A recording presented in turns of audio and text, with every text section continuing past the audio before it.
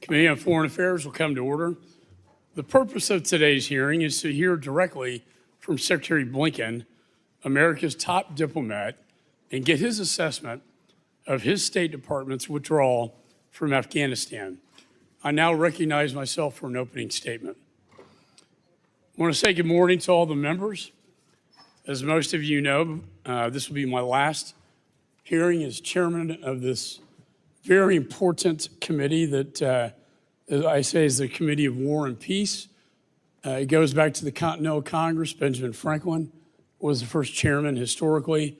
And it's been an honor. It's probably been the honor of my entire congressional career of 20 years to serve as your chairman on both sides of the aisle, Republican and Democrat. I'm extremely proud of everything that we've accomplished, most of it on a bipartisan basis. We've been the most productive committee in the 118th Congress. And I want to thank Mr. Meeks, my ranking member, but he's more than that. He's more than a colleague. He's my partner and friend. We've worked together on matters of foreign policy, national security. Most of the time we agree. And when we don't, we agree to disagree civilly. And that's the way it should be. And I would say I'm going to miss you, but I'll be around. I'll still be known as Mr. Chairman. And I plan to be a voice of reason in the next Congress, and also a strong voice on national security, sir, and foreign policy. And sir, I want to thank you for your service as well. And I know you're getting ready to go to the Middle East with the fall of Assad in Syria, which I believe brings great opportunities to the United States, but also our allies around the world for freedom and democracy. I also want to congratulate the incoming chair, the subcommittee chair of Oversight and Accountability, Chairman Brian Mast, who was selected as the next chair by the steering committee. Mr. Mast, thank you for your service, not only to this committee,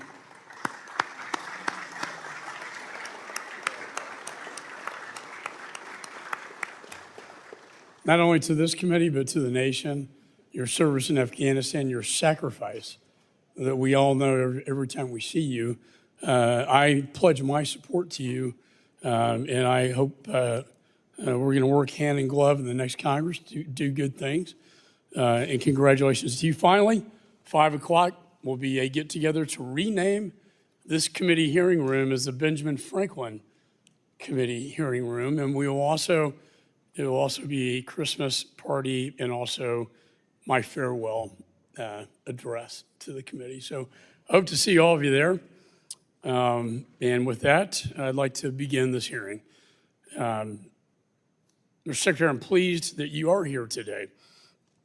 And over the last 4 years, we've enjoyed I think, cordial relationship. We've worked together on many, many issues of great importance.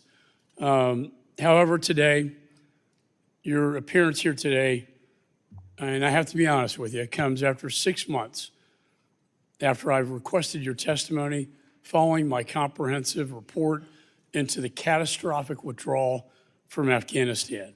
I have constitutional authority, and I have that constitutional authority that I, as chairman, am responsible for. And I also have a responsibility to the American people and to the 13 servicemen and women who died, and all the many other service members who died, and the Afghan allies left behind who died, and the women who were left behind. This, under Article 1 of the Constitution, is Congress's greatest role of oversight and transparency. I would have to say I've been disappointed that you've ignored my request for your testimony, forcing me to subpoena you not once, but twice. And rather than accept my good faith efforts to accommodate your schedule, you failed to show up for your September hearing. And I don't like this probably any more than you do, but while your presence here is duly noted, you are showing up only after violating a congressional subpoena, triggering consideration of a resolution holding you in contempt of Congress. I've been more than accommodating during the process, but you and your staff have fought this committee every step of the way. The fact that you're here today on one of the last weeks of the 118th Congress clearly demonstrates my commitment to this critical issue, even in the face of persistent delays. You insist you have appeared before Congress 14 times, but the truth be told, that number is really misleading. You've not appeared once during my chairmanship to testify about the disastrous Afghanistan withdrawal before this committee. Twice you have appeared on the budget. And as the head of the State Department, it was your duty to appear before this committee to inform us about legislative solutions to the issues outlined in my Afghanistan report so that this never happens again. My only goal has been to work together with you, sir, to help prevent that such another catastrophic event, to prevent that from ever happening again. Instead, you prioritized this administration's political agenda, touting the failed withdrawal as a success. On April 14th, 2021, President Biden announced his decision to withdraw from Afghanistan, no matter what the cost, go to zero, were his words. As Secretary of State, you were entrusted with the protection of American interests and citizens overseas.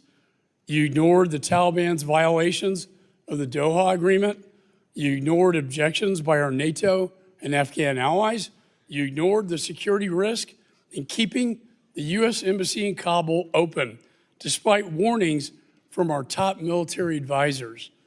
You ignored the warnings of collapse by your own personnel, as evidenced by the July 2021 descent channel cable, one that I call a cry for help that was unanswered. And now, tragically, more than 3 years after this administration's disastrous withdrawal, you're finally here to take responsibility. Mr. Secretary, I've reviewed thousands of pages of documents produced in discovery by the State Department. I've conducted 18 transcribed interviews, led 8 hearings on the Afghanistan withdrawal. I do not take the issue of subpoenas lightly, but today's hearing in your department provided these only after the committee was forced to use its oversight powers. My comprehensive investigation reveals that President Biden's unconstitutional surrender to the Taliban, that you had plenty of opportunity to plan for the inevitable collapse of Afghanistan. Instead, even with the warning bells sounding loudly, ringing loudly, you denied the imminent and dangerous threats to American interests, American citizens, and our decade-long Afghan partners. All the while, the Taliban captured province after province on their march to Kabul. And rather than step up as America's chief diplomat, you delegated this responsibility. And as the Taliban Kabul was surrendered to the Taliban on August the 14th, 2021, you, sir, were vacationing in East Hampton, New York. I do not say that with delight. I say that as a fact. Mr. Secretary, to preserve optics, you sacrificed the safety and security of our service members, diplomats, citizens, and allies. You treated terrorists as diplomatic partners and created an environment ripe for chaos. And on October 26, 2021, an ISIS-K terrorist detonated a suicide bomb at the Hamad Karzai International Airport, murdering 13 heroic U.S. service members and over 170 Afghan civilians.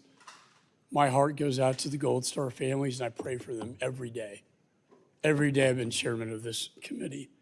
It was the deadliest day for the United States presence in in Afghanistan since 2012. And the saddest thing, sir, is it did not have to happen. Mr. Secretary, it's time that we again remember the fundamental principles of diplomacy. Peace may only be obtained through strength. This catastrophic event was the beginning of a failed foreign policy that lit the world on fire. I welcome your testimony, and I hope we take the opportunity for you first to take accountability, and second, for us to move forward so this never happens again. As you are aware, we cannot fix a problem without first admitting that there is a problem. I've dedicated my tenure as chairman of this important committee on this very important issue, and your testimony here today will help guide the work of the next Congress and the incoming administration. The American people, the U.S. service members, the veterans, and most importantly, our Gold Star families who are present here today deserve better. They deserve your candor, commitment, and transparency. With that, the chair now recognizes the ranking member, Mr. Meeks. Thank you, Mr. Chairman. And let me first say to you that it has been a distinct honor, privilege, and pleasure of working with you. We've worked together now for over 4 years, 2 years of which I was the chair and 2 years of which you were the chair. And really, there's been no difference. Our relationship only intensified. We worked collectively together on behalf of the people of the United States of America. You're a man of integrity. You're a friend. It has been an honor and a privilege to serve with you and to continue to serve with you because we know, as you've stated, you're not going anywhere. You will still be here as a member of the United States House of Representatives. I appreciate the fact that we've always, even when we disagree, as we will disagree on this hearing, but we've always been able to talk about it, be honest with one another, and that's what's really important. You know, when you have honesty and truth and can talk, you can disagree, but it never becomes personal because of you and the character that you have. So I just have to say for the record that it's been an honor. You have been a fair chair, as well as when you were the ranking member, you have been a fair ranking member because you are a fair individual. That's who you are at the essence. And I want to also congratulate Mr. Mass, the incoming chair. And I look forward to working with you. There's no question in anyone's mind that you're loyal to the United States of America. You have done everything in the military and otherwise to represent this country. And I look forward to working with you come January 3rd or 4th when this committee resumes as the next chair of this committee, and look forward to working with you in the same manner that I've worked with Mr. McCall.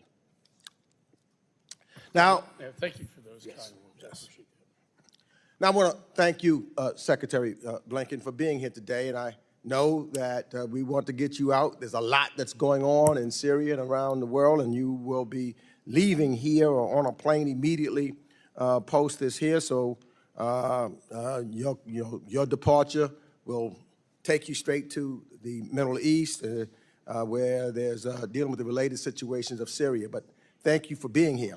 And for me, Mr. Secretary, this will be, if I recall correctly, your 6th time being that you've joined us to provide testimony, including your appearance in September of 2021. You were the very first cabinet official from the Biden administration to testify to Congress immediately after our withdrawal from Afghanistan. And I will, even before you testified before the Senate, you were right here in the House to testify about that.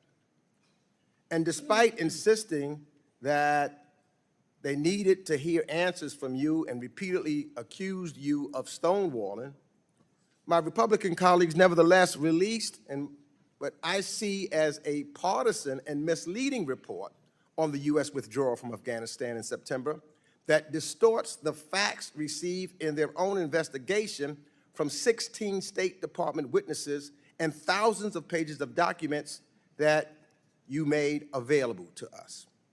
Sadly, on this brand, as I have pointed out at every term and every hearing, the Republicans' so-called investigation has been nothing but a cudgel aimed at partisan politics, in my opinion, to claim now that it's aimed at a real and legislative purpose when I don't see any tangible, they have not introduced a single bill.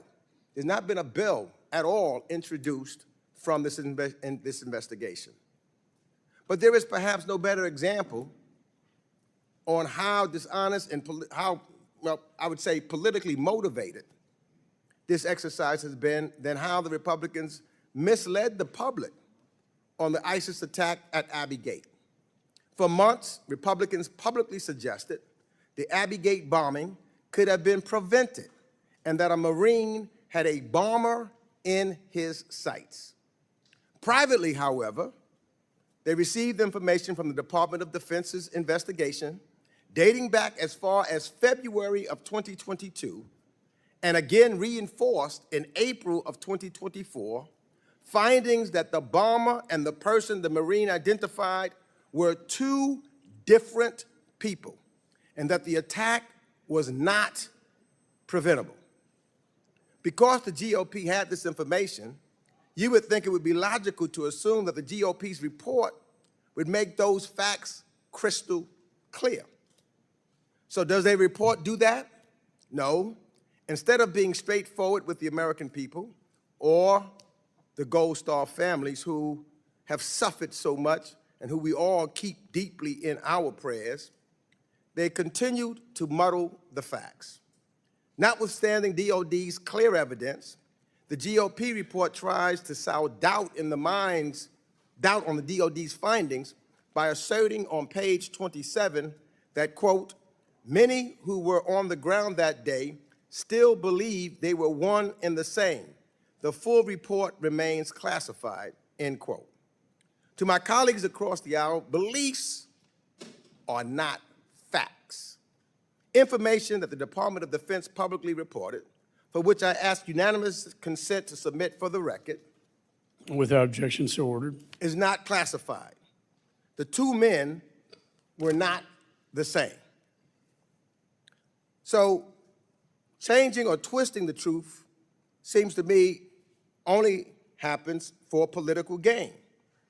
And that not only hurts the integrity of this committee, it hurts the families of the 13 service members who lost their lives during the horrific terrorist attack, who have been led to believe that there are some greater truth to unearth that when in reality there just is not.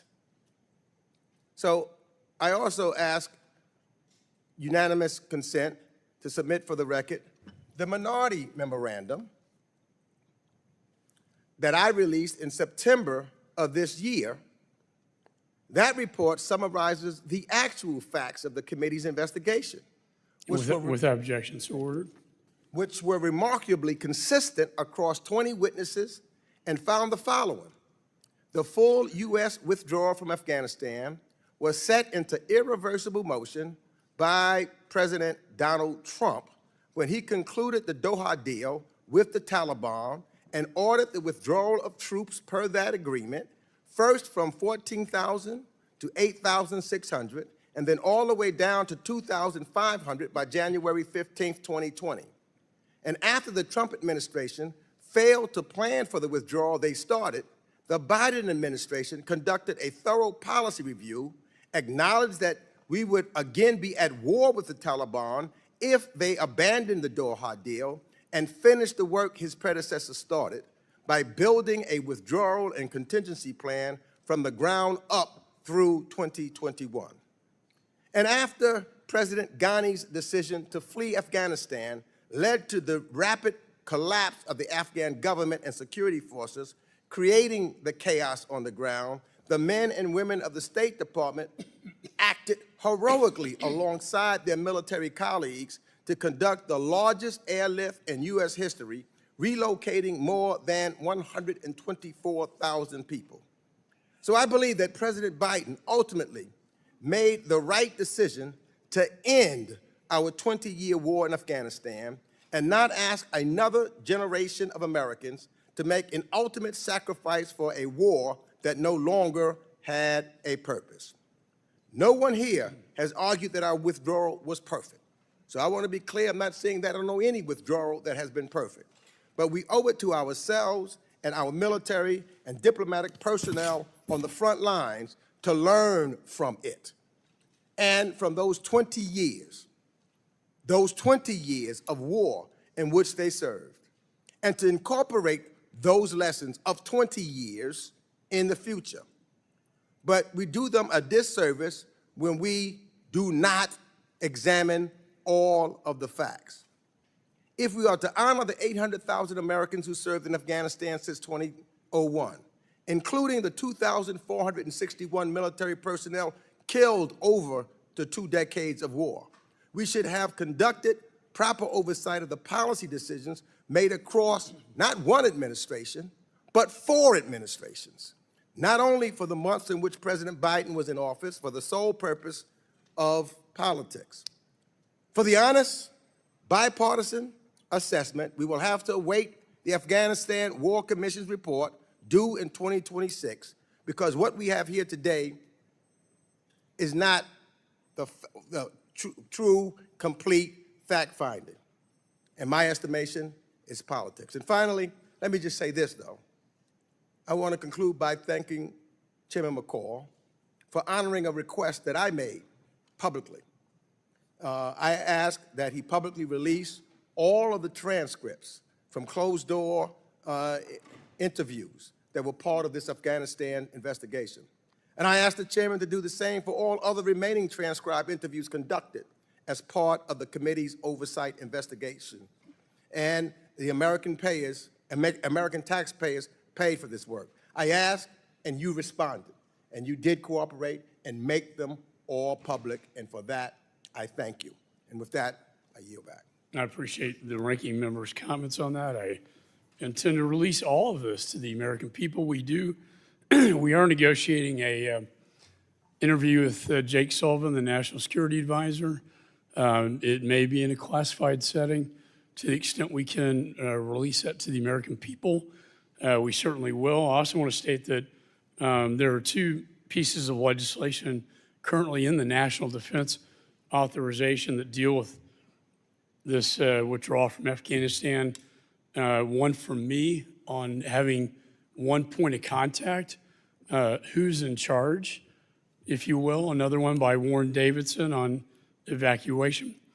So with that, I'd like to say to the members that opening statements may be submitted for the record. I want to welcome the 71st Secretary of State, Antony Blinken, someone I do have admiration for. We disagree on this one strongly, but we have traveled abroad. And at the end of the day, when we travel abroad, we're all Americans. But as you know, sir, I have issue with you over the handling of this matter, and I recognize you for your testimony here today. Mr. Chairman, Ranking Member Meeks, distinguished colleagues on this committee, first of all, let me just say I have very much appreciated working with you these past 4 years, working with the ranking member. I think we've done good and important things together. Blinken, Secretary of Genocide, Butcher of Wasta. 258, we have a disruption. Remind the audience members, disruption of committee proceedings is against the law. Holding up signs or making verbal outbursts during the proceedings is disruptive and will not be tolerated. Any disruption will result in a suspension of the proceedings until the Capitol Police can restore order. This includes the raisings of hands and other forms of disruption. With that, I now recognize the Secretary. Thank you, Mr. Chairman. And just to say how much I've valued and appreciated working with you these past 4 years, the dialogue that we've had, including with this committee, where we've agreed, where we've disagreed, including on Afghanistan. I want to recognize everyone who served in Afghanistan, including on this committee. Our thoughts are with the Gold Star families of the 2,461 American service members, as well as State Department and USAID employees.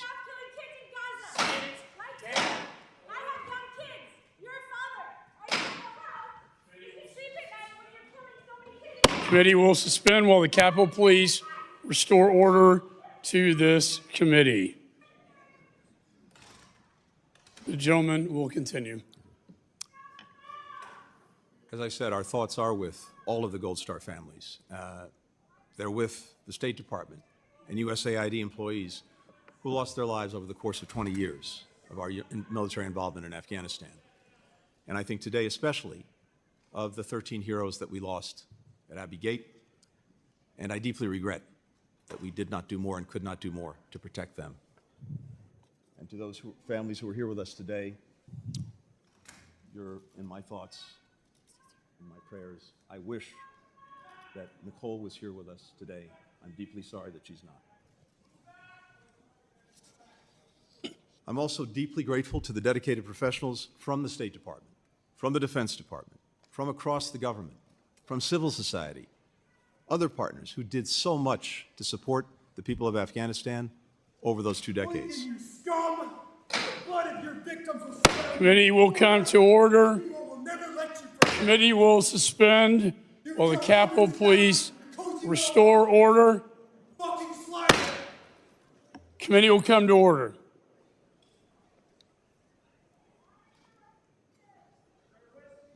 The gentleman will continue. Thank you.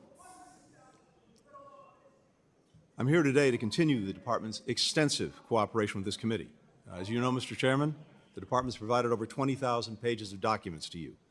We've conducted 9 high-level briefings for members. We facilitated transcribed interviews for more than 15 people.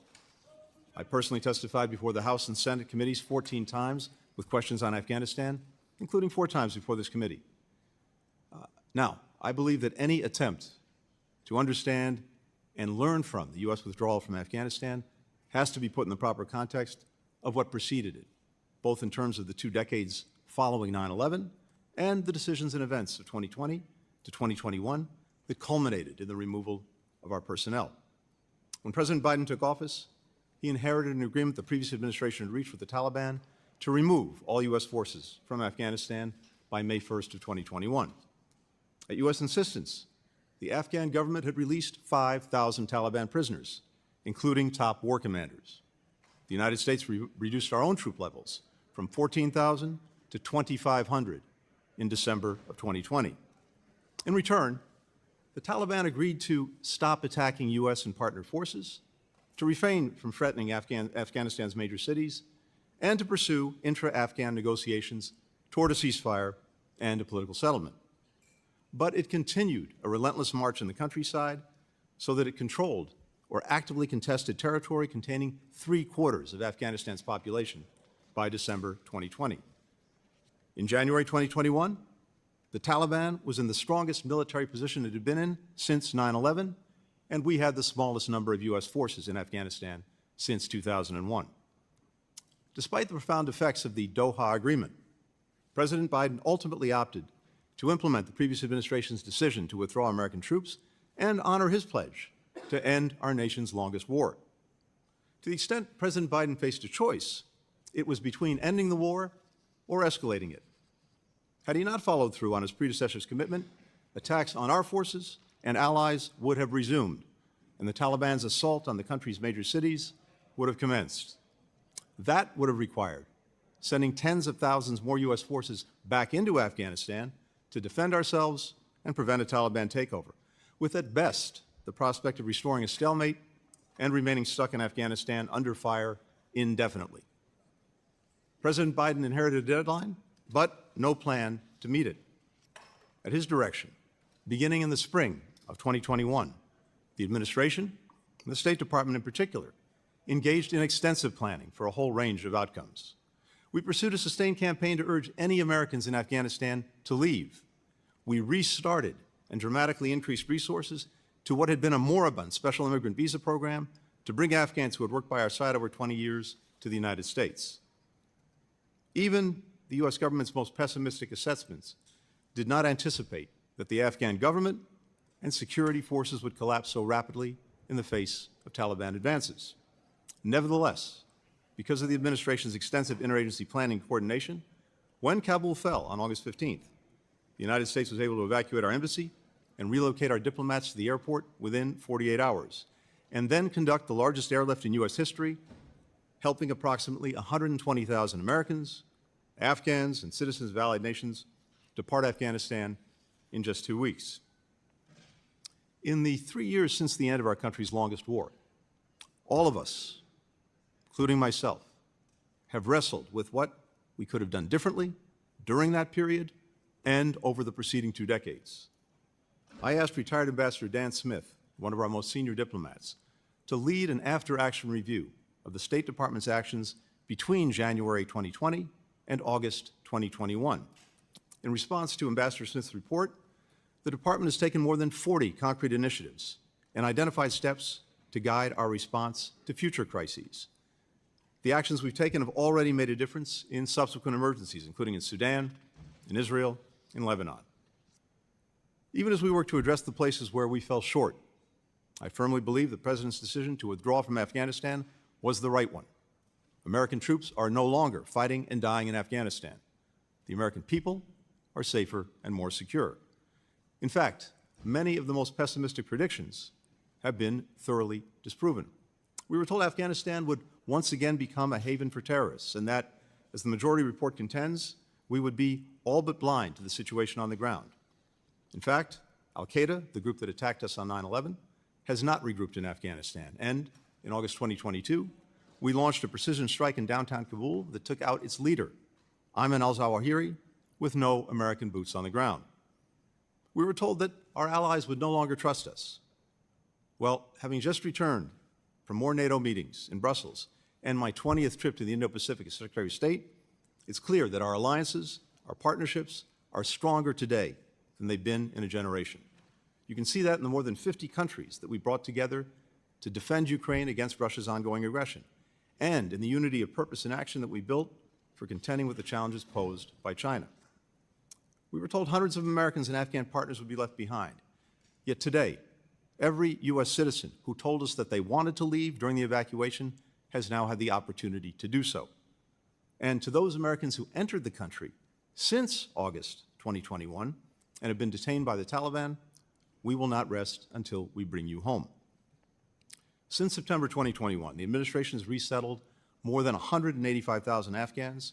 We've approved or welcomed to the United States more than 68,000 Afghans under the Special Immigrant Visa Program. That is nearly half of all of the SIVs issued since the program's inception in 2009. This is a profoundly difficult period for the Afghan people, especially Afghanistan's women and girls. But I believe the final chapter has not been written on Afghanistan. Just last week, I had the chance to be with many partners who supported the evacuation effort, including members of Congress. We were joined by a resilient and resourceful young woman who left Afghanistan in August 2021 and is now an aerospace engineering student at MIT.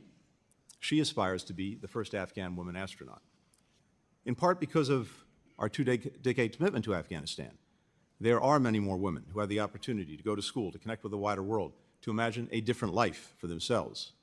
And these women, their experiences, their hopes, will, I know, one day help pave a path to an Afghanistan where all people can actually choose their own futures.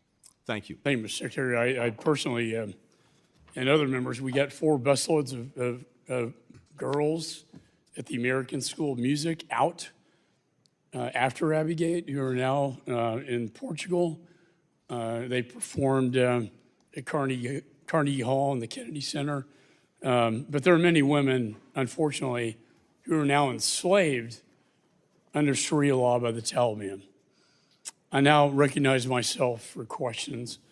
Mr. Secretary, in September of this year, your State Department's Inspector General revealed that Embassy Kabul, under your leadership, abandoned, quote, sensitive security assets, unquote, during the deadly Afghanistan evacuation. Those lethal assets included firearms, armored vehicles, and other weapons. Your IG concluded the embassy left them intact for the Taliban. And if that wasn't bad enough, documents, classified documents, many that I subpoenaed, also revealed that you left behind droves of the embassy's, again, classified documents to the Taliban. Your own diplomats described desperate attempts to burn documents on the rooftops and in the embassy while helicopters took off the embassy's roof, very reminiscent in my younger life of Saigon. All because the administration failed to prepare. Finally, your chief of mission kicked out the embassy's Afghan employees from HKIA, telling them to come back later, leaving them to the Taliban, who never made it back, who never survived, who we gave our trust to that we would protect them. You left weapons behind to the Taliban, classified documents to the Taliban. You left behind embassy employees to the Taliban.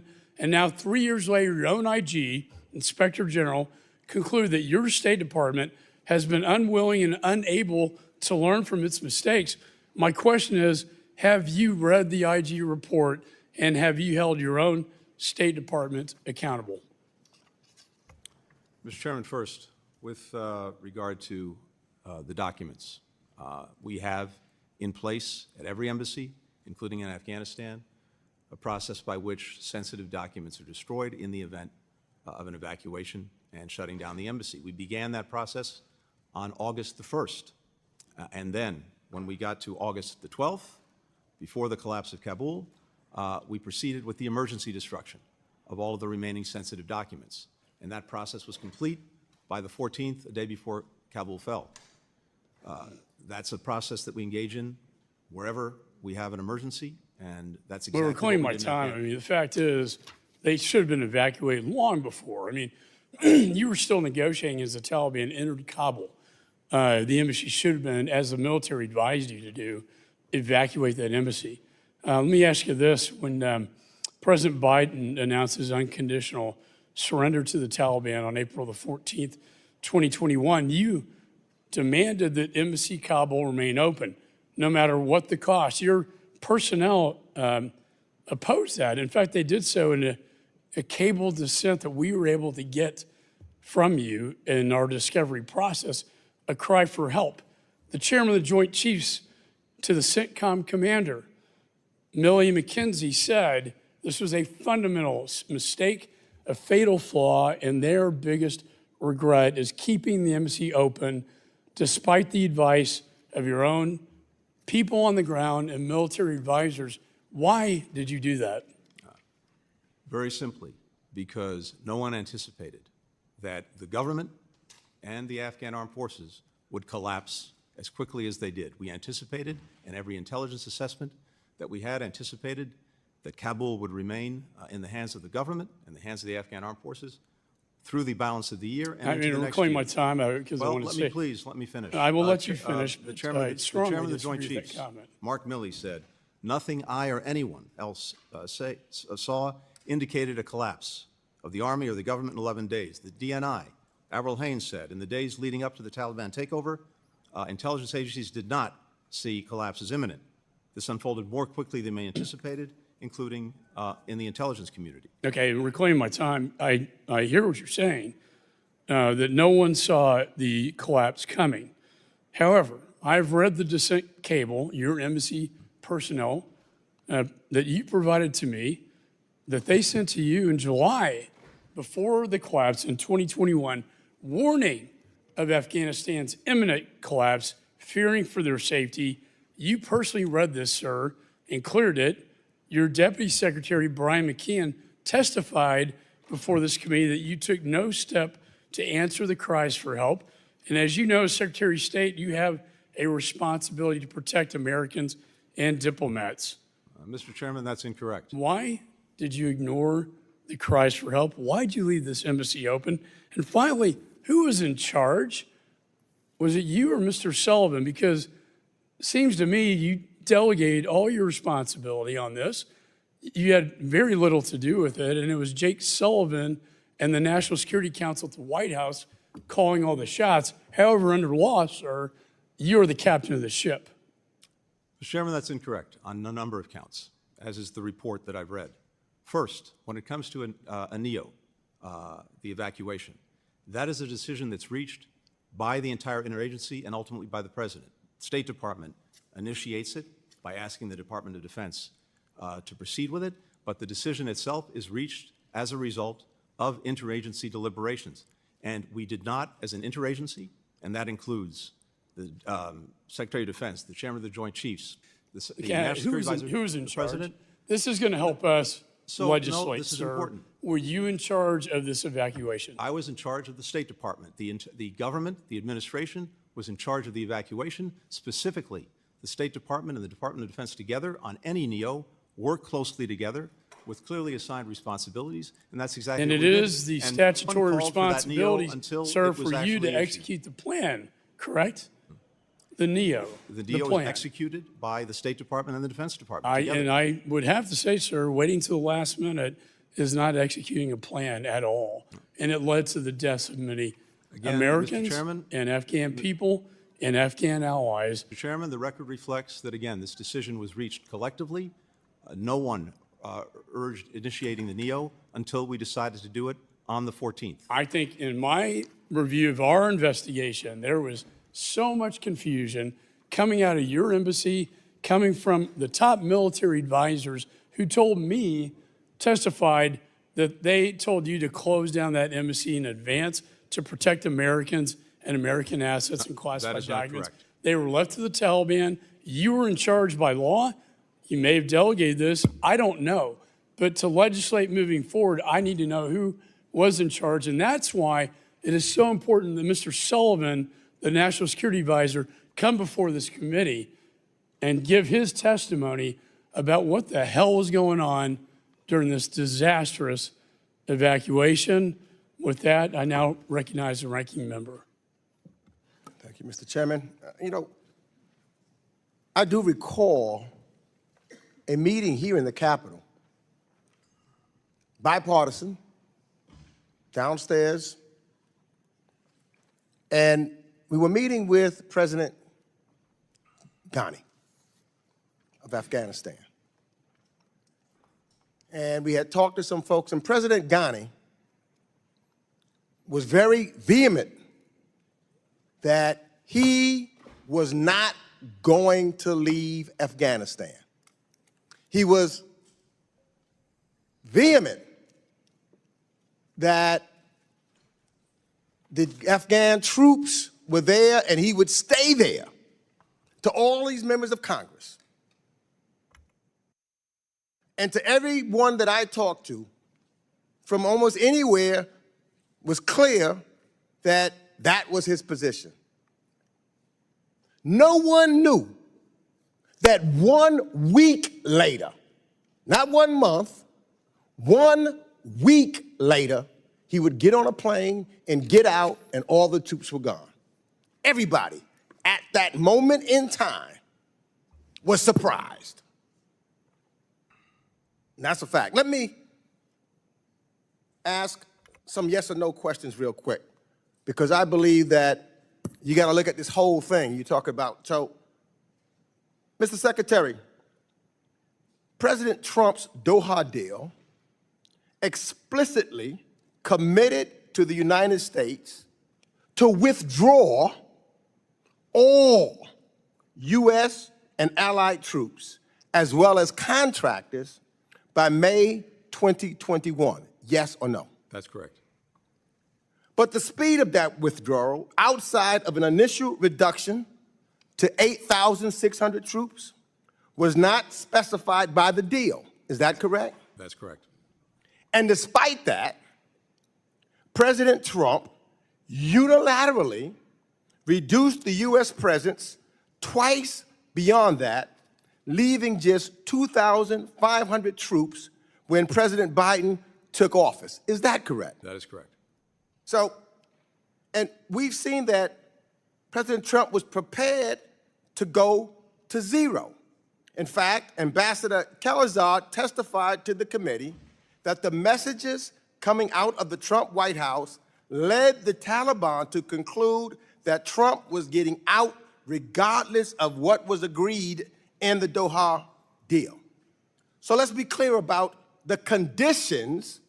If we're going to be factual about this, you've got to consider the conditions that Trump handed over to you in the Biden administration. a firm commitment for a total withdrawal with no allowance for a residual force or contractors, a limited number of troops on the ground, and no real prohibition or attacks on our Afghan allies. We've heard testimony from General Milley, Ambassador Khalilzad, and others that if we had tried to reopen the Doha deal, the Taliban would have resumed attacks against us. Do you agree, Mr. Secretary, with that assessment? Yes or no? I do.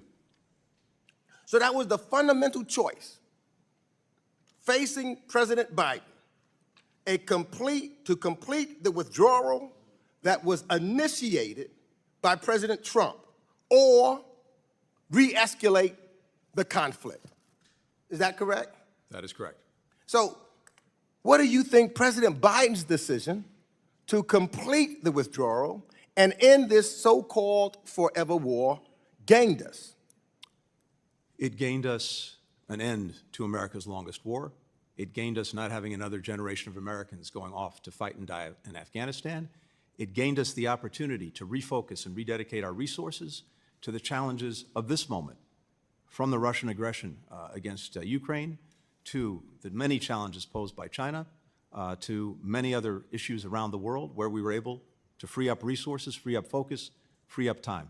You just hit something, because just months after the withdrawal from Afghanistan, we did face a new threat, and that was Putin's illegal and unjustified renewed invasion of Ukraine in February of 2022. So yes or no, do you see any connection between Putin's re-invasion of Ukraine and the United States withdrawal from Afghanistan?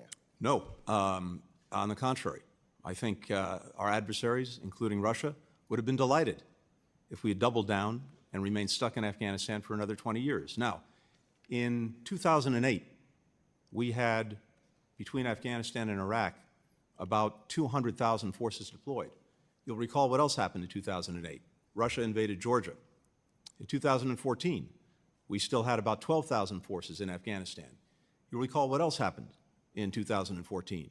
Russia, for the first time, invaded Ukraine.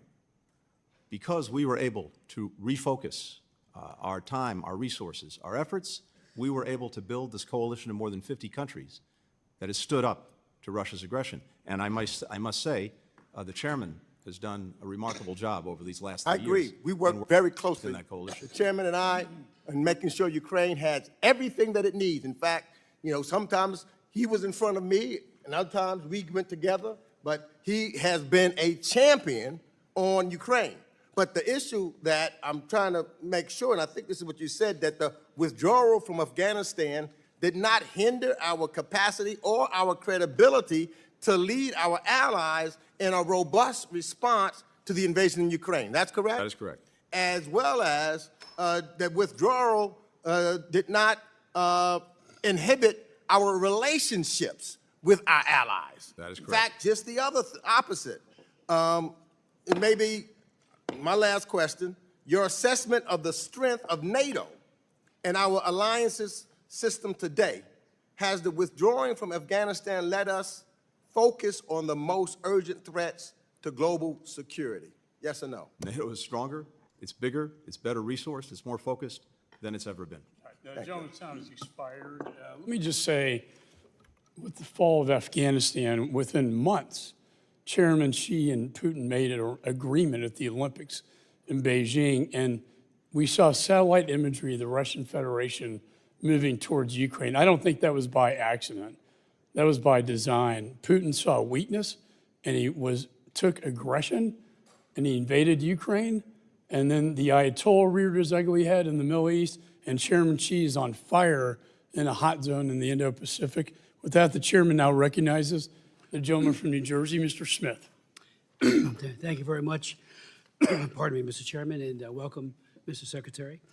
You know, I have a number of questions, and I've asked some of those in the past, and so I won't repeat those. But I chair the China Commission. I've chaired 105 plus hearings on human rights abuse in China, Xi Jinping's absolute malevolent behavior towards the Uyghurs, and all the other atrocities that are committed each and every day. But what concerned me with our, I believe, egregiously flawed exodus from Afghanistan was how dictators around the world, especially Xi Jinping, looked at that and his propaganda organs like the Global Times and said to the people of Taiwan, here's one editorial, why the U.S. will abandon Taiwan eventually. Another one was Afghan abandonment is a lesson for the Taiwan's DPP. And when you read it, they're telling the people over and over again in Taiwan that America's resolve was questioned, is questionable, that we will leave them too. And I won't read the editorial, but editorials, because they are very, very disturbing. Dictators love weakness. They probe with bayonets, and if they can get away with something, they will. And I think the chairman is right when he talks about Putin as well. And you had said before how you thought they would be happy if we were bogged down for the next 20 years. But I look at it a different way. They look at how it was done. Yes, we were going to get out of Afghanistan, but the way we did it led to the loss of American lives, which we've seen the pictures again shown here. And we've all met with those families of those loved ones and countless numbers of Afghans. So the impact of this, can you at least admit that to the dictatorships of the world, they saw that and they saw it as weakness, and they go to avoid if they think there was one. Secondly, how many Americans are still in Afghanistan? And post-Exodus, how many were jailed, killed, tortured, left behind? I know that there was a lot of talk that we encourage people to leave, but we all remember that Reuters broke that story about how the president had, in a conversation with Ghani, had said very clearly that even if we have to make it up in terms of the situation, to project it as if it's better than it is, here's the way he put it. This is President Biden. And there's a need, whether it's true or not, there's a need to project a different picture. And that was done on July 23rd. So while we may admonish people to leave, they're listening to our own president who says there's a 300,000-man army, well-trained, but meanwhile, in back channel, talking on the phone to Ghani, he's saying, project a different picture. Very, very disturbing. I mean, we got to be truthful. Thank you. Two things on this. First, we engaged in a sustained campaign to get every American in Afghanistan who was still there to leave. 19 messages to that community between February and August. And by the time the evacuation took place, there were still about 6,000 Americans left in Afghanistan. Now, who are they? They're almost all dual citizens, almost all of whom, had lived, worked, had their families in Afghanistan for generations. And so you were still down to 6,000, despite every effort to get people to leave, including offering to pay for their travel. The airport remained open until August the 15th. In the weeks of the evacuation, the 2 weeks of the evacuation, almost all of those 6,000 remaining, we were able to get out. We were left with a few hundred on August the 31st. There were a couple of hundred, and this is what I testified to, who had identified themselves to us. And keep in mind, as you know, when you travel to a foreign country or you leave a foreign country as an American, you don't have to register. You don't have to make yourself known. We made every effort to get in contact with everyone, but by the time of the end of the evacuation, there were still a couple of hundred American citizens left who had identified themselves to us and told us they wanted to leave and who couldn't get to the airport or get into the airport. There were several hundred others who were there and we knew of who did not want to leave, either because they didn't want to leave extended family members behind or they just chose not to leave. So after August 31st, as I said and committed to this committee and to this country, there is no deadline on getting Americans out of Afghanistan who want to leave. In the ensuing 3 months, till the end of the year, we got 500 American citizens out of Afghanistan who had identified themselves to us and said they wanted to leave. To my knowledge, every American who identified themselves and said that they wanted to leave has been given an opportunity to do so, and we've carried that out every single day. As to those who went back and some who got detained, we are working every day to get them out, to get them back, and we will not stop for the duration of this administration, and I know that the incoming Trump administration will carry that on if we're not successful in getting them back. Out of time. Are any in jail today? Yes, They are. they are. These are Americans who went after the evacuation for a variety of reasons. We're talking Gentleman's time about has 7 people. expired. I am going to keep the 5-minute rule to strictly because I want every member to be able to have time to ask questions. Chair now recognizes Mr. Sherman. Mr. Secretary, thank you for your service to our country. You bring up the fact that Americans in a war zone don't have to register with the embassy. I think we've talked in the past about requiring Americans in designated dangerous countries to register, and I look forward to working with your successor to do that, because you point out how difficult it is for the embassy and to deal with these situations. Before I get to Afghanistan, back in May, you agreed that you would look at designating the Popular Resistance Committees, the third biggest terrorist group operating in Gaza, as a terrorist organization. They are responsible for so many deaths, including 3 Americans. This committee voted for my bill to so designate them. Do I have your commitment that in the next 2 weeks, your department will make a decision as to whether to designate the Popular Resistance Committees a terrorist organization? If we can complete the work necessary to go into that, yes. I don't know if Well, I asked you to do it in May. How many years does it take? Well, as you know, there's a lot that goes into these designations. I making sure that do. we meet the law, and if we can complete that work, we will. When you were here in the past, I think you correctly told us you inherited a deadline. You did not inherit a plan. The gentleman from New Jersey argues that we should have stayed. But that's after Trump released 5,000 bloodthirsty terrorists. Had we stayed, would those terrorists, including the current head of Afghanistan, who was also released by Trump, been able to, would they have been willing to risk the lives, every one of those 5,000, risk their lives in order to kill as many Americans as possible? That seems highly likely. I can't speak to every one of the 5,000, but certainly many of them went back to the fight.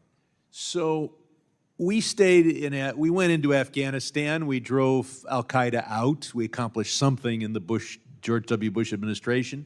In Obama administration, we killed bin Laden. We stayed in Afghanistan for the whole Trump administration.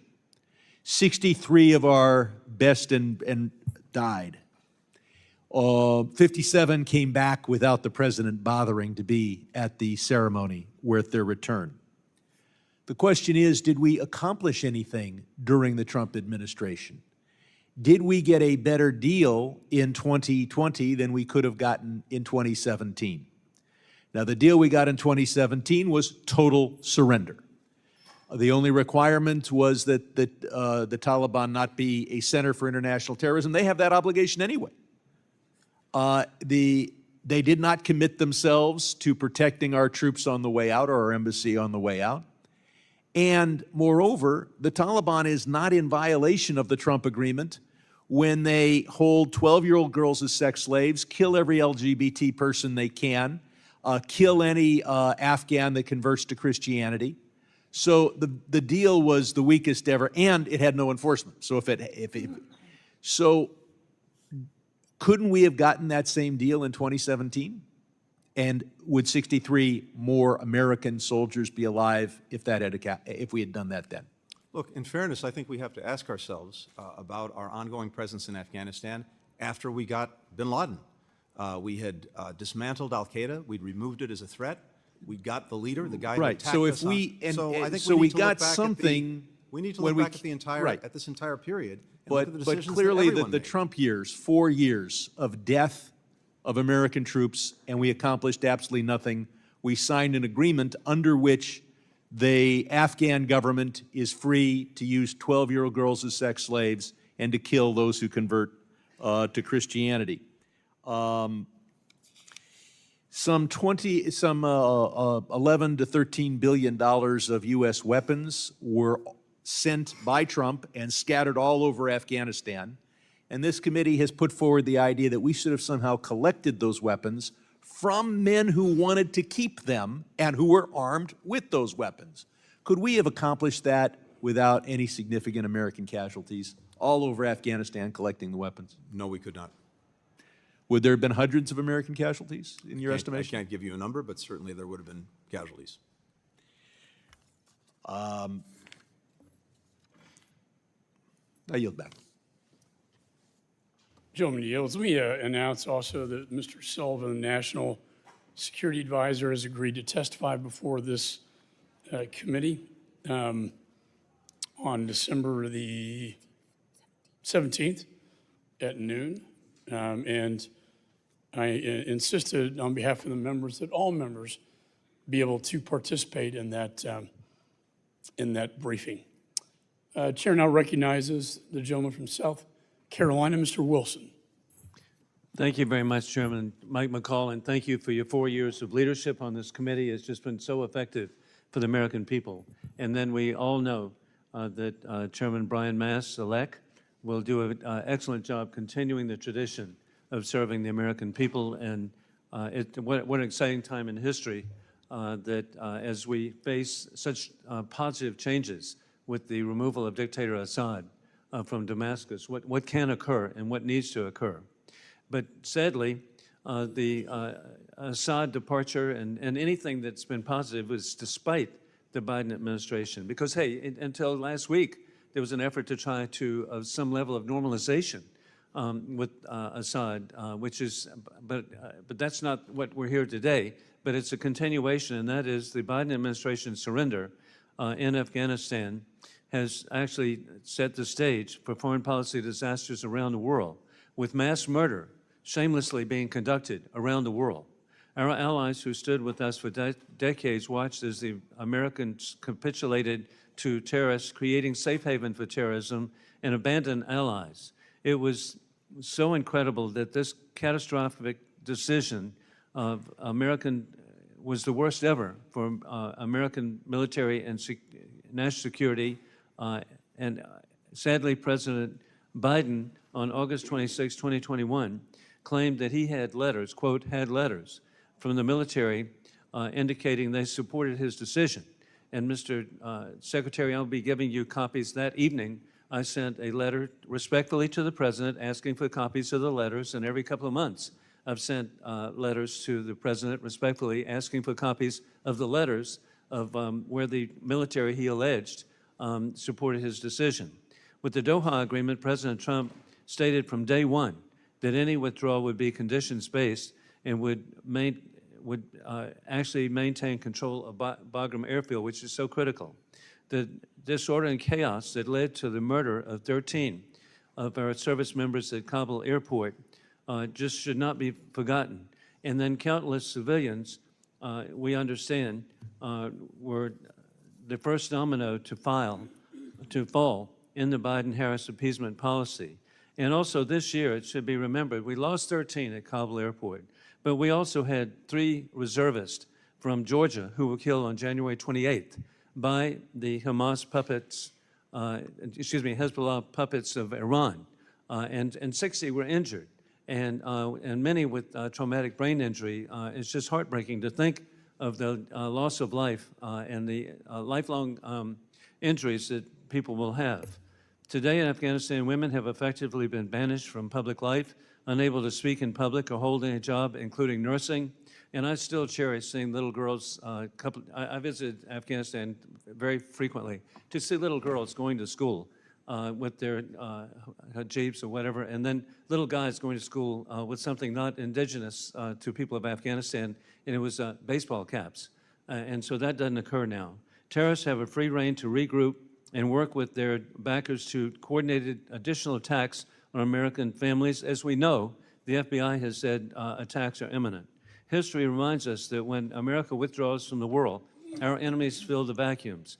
We now face a war that we did not choose, of dictators with rule of gun invading democracies with rule of law. It began February 2022, when war criminal Putin invaded Ukraine. And then on October 7, Iran, through its puppet Hamas, invading Israel. And we all see that the risk that we have, and it's personal to me, Mr. Secretary, my appreciation of the people of Afghanistan. I was grateful to serve with the late Sheila Jackson Lee as co-chair of the Afghan caucus. And we met with so many wonderful people who, it's bipartisan, our concerns. And then I'm grateful my former National Guard unit, the 218th Mechanized Infantry Brigade of the South Army Guard, served for a year under General Bob Livingston. And they've developed a real fondness for their Afghan brothers. And finally, I'm really grateful my number 4 son, First Lieutenant Hunter Wilson, served for a year as an engineer in Afghanistan. And so I would just really want to let you know that I'm just so disappointed. Hey, I really get trouble at home. I said I wanted Biden to succeed, but this has not occurred, and we've just got to address this. And with that, I yield back my time. Gentleman yields. The chair recognizes Mr. Connolly. Thank you, Mr. Chairman, and thank you for your tenure and for your friendship and decency serving as chairman of this prestigious committee. I'd like to put a picture up which seems to suggest, Mr. Secretary, that the Republican narrative is correct about you. There you are with a prominent Taliban negotiator. Do our tech people have that picture? Well, I have it here. Isn't that you with the Taliban negotiator, Mr. Secretary? I'm afraid I can't see the picture, but I'm not aware of having spent any time with a Taliban negotiator. Oh, I'm sorry. That's Secretary Pompeo. Was he your predecessor in the Biden administration as Secretary of State? In the Biden administration? No, he was my predecessor in the previous administration, the Trump administration. The Trump administration. And there he is in Doha with the chief Taliban negotiator. I guess I got that wrong. Well, Mr. Secretary, all things seem to flow from Doha. Secretary Pompeo and President Trump appointed a chief negotiator on behalf of the United States for the negotiations in Doha. What was his name? Zal Khalilzad. Ambassador Khalilzad, and he, of course, testified before this committee, and I can remember an exchange with him in which I expressed deep concern about the direction of the U.S. posture and the ramifications with allied Afghans who had worked for us or worked with us, and women. And he kind of brushed them off at the time. Tell us about the details of the agreement he forged in Doha. What were the chief elements of that?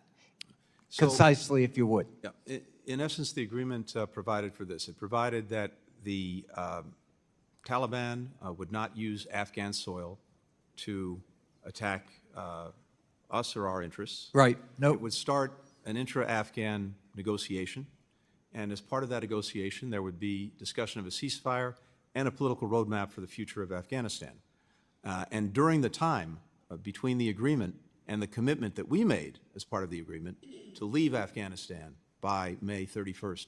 So a firm date was set Yes. for all U.S. troops to get out. Is that All correct? U.S. troops were to be out by May 31st.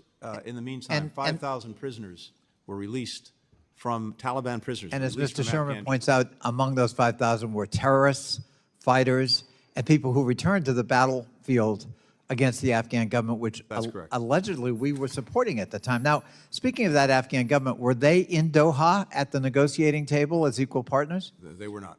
They were not? They were not. Why were they excluded? That's the government we were supporting. I can't answer that. I wasn't there at the time, but they were not. Well, if the government we're supporting is not allowed to have a voice at the peace negotiations where a deal was in fact agreed to by the United States, could that conceivably undermine confidence in that government and by that government in itself in terms of its future? Yes, and indeed, I think General McKenzie has testified to exactly that point, that Doha created a tremendous crisis in confidence and about the future for the Afghan government and presumably to some extent for the Afghan security forces themselves. Could it also have a morale effect on the Afghan military that we were training and equipping to, in fact, fight the Taliban? Yes, it could. So here we are cutting a deal with Taliban while at the same time asking the Afghan military and the Afghan government to resist. Is that correct? Correct. That sounds like a contradiction in diplomatic policy to me.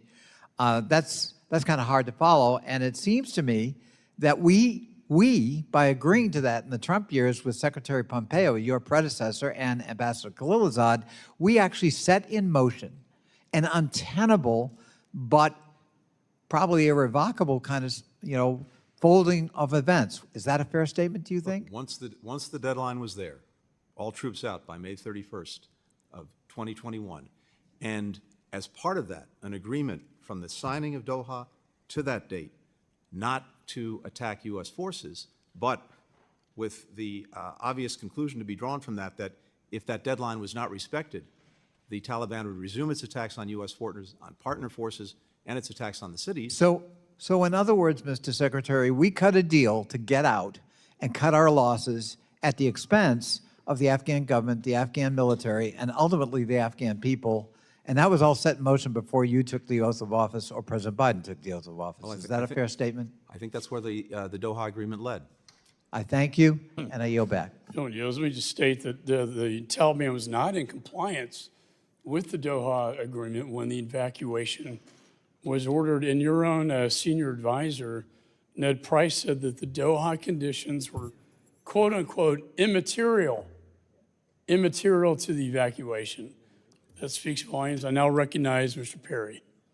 Thank you, Mr. Chairman, Mr. Secretary. Thanks for being here. The statement from you in a 2024 Senate hearing where you said no one has done more to support Israel than Joe Biden. Now, during the Obama term, Joe Biden was the vice president, so I understand it's difficult. It was difficult to say something, but he didn't say anything about the U.S. funding the campaign to oust Netanyahu. And I get it, while President Obama was the president, he's the vice president, that's a difficult thing to do, but he was unburdened when he became president, so he could have said something then. Immediately upon taking office, he redesignated the Houthis from a foreign terrorist organization. We see what they've done. That hasn't been helpful to Israel. He restored the sanctions waiver. I remind everybody that Iran exports are at a 5-year high with 3.4 million barrels being sold every day, funding their terrorist activities all across the globe. The president made a red line for Israel going into Rafah to defend itself, withheld arms shipments to Israel so it couldn't defend itself, continually calls for Israel to lay down its defenses in demanding a ceasefire, continues at this time to undermine Netanyahu in this time of war. Again, I think I already said about the sanctions waiver, but the president didn't even go to greet the prime minister when he came to the United States. He didn't even send the vice president. Actually used Israel funding to get Ukraine funding, used Israel. Again, oil exports at our 5-year high, and that money goes directly to support Iran, Israel's mortal enemy, and all their proxies, including the Houthis, Islamic Jihad, Hamas, Hezbollah, you name it. Continues to support United Nations Relief and Works Agency and the activities of those within involved in the terrorist attack on Israel on October 7th. That's just a few things that I quickly found, knowing that you would be here, Mr. Secretary, and you said, no one, starting with President Biden, has done more to make sure they have what they need to defend themselves from Hamas, to deal with the threat Hamas poses. And that's also from a 2024 Senate hearing, Mr. Secretary. No one has done more to support Israel than Joe Biden. I'm thanking the good Lord that he's not against Israel, Mr. Secretary. I don't know if you have anything to say. I'm sure you're going to have a list of all the wonderful things that he's done to support Israel, but you can't support Israel while you're at the same time supporting their mortal enemy. You can't support Israel at the same time demanding that Israel support Hamas. You can't support Israel when you're allowing Iran access to billions of dollars used to fund terrorism, not only in Israel, but around the globe, threatening not only Israel, our greatest ally, but also the United States of America and its interests abroad. So if you want to defend all that, you're welcome to it, Mr. Secretary. Thank you. I'll say simply this. When Israel was attacked on October the 7th, the President of the United States rushed there, the first president to go to Israel during a time of war.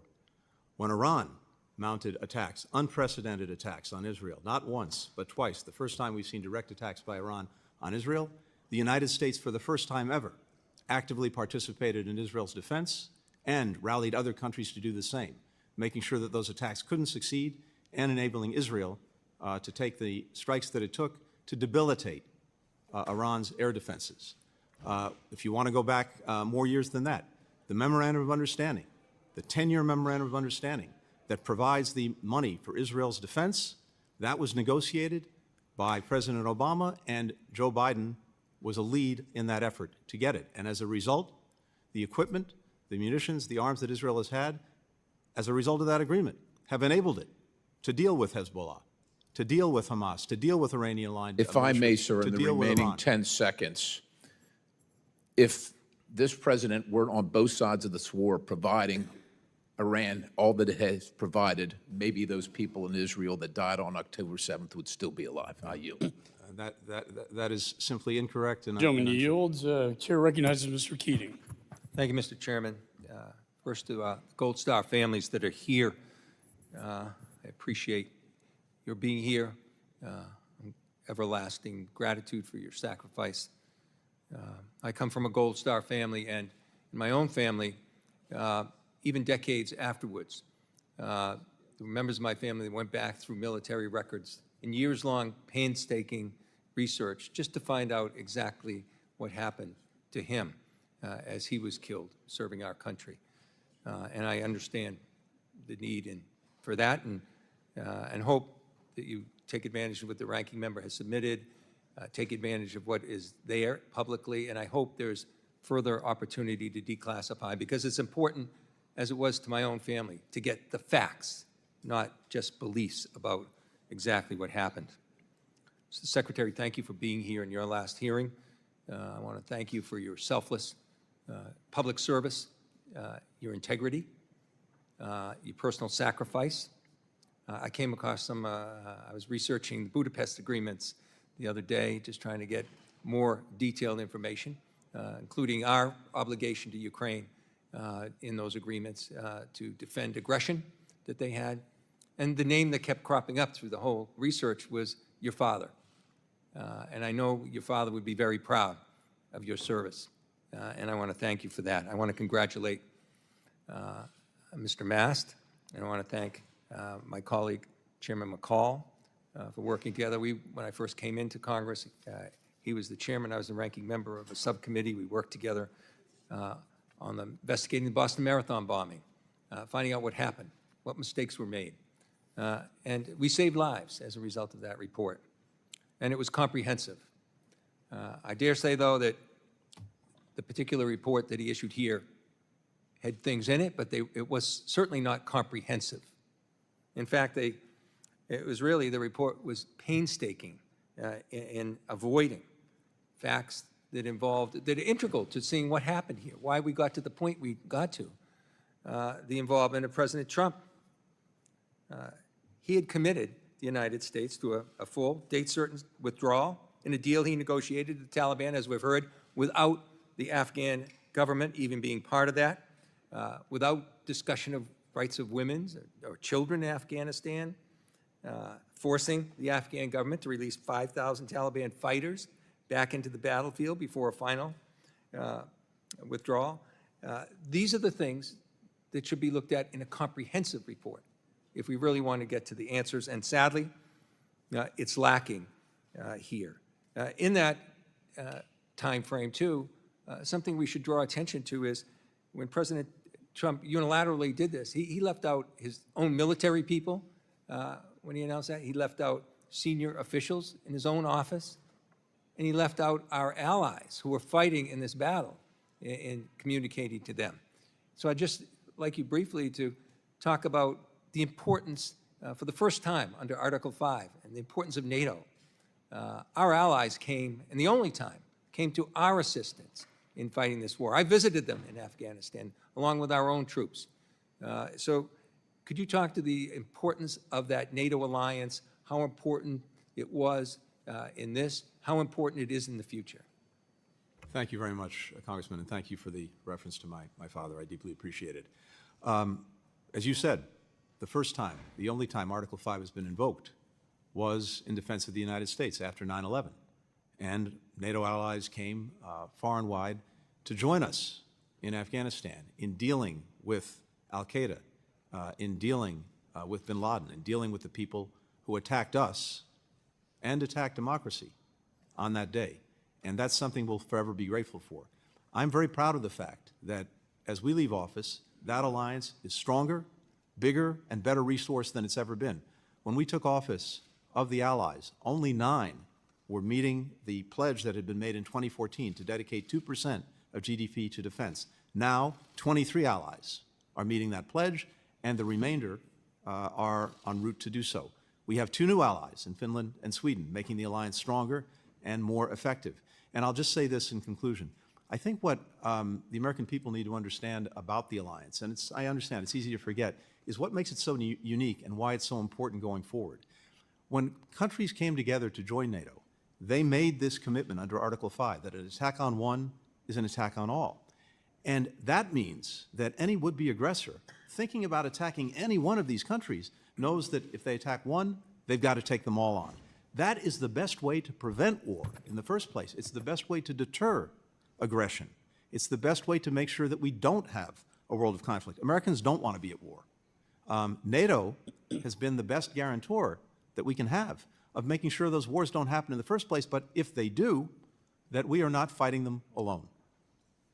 Thank you so much. Gentleman's time has expired. I will agree, and Mr.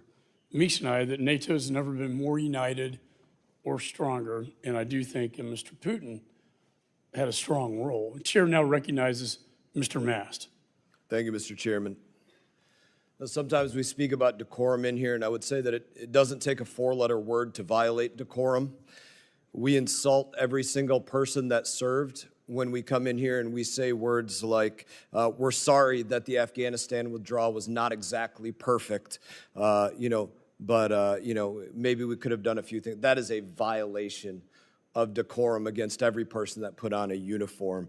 And this place absolutely lives up to being a swamp when we try to cover up the fact that 26 of your diplomats told you directly that if you continued down the path that you were going, that it was going to be a disaster.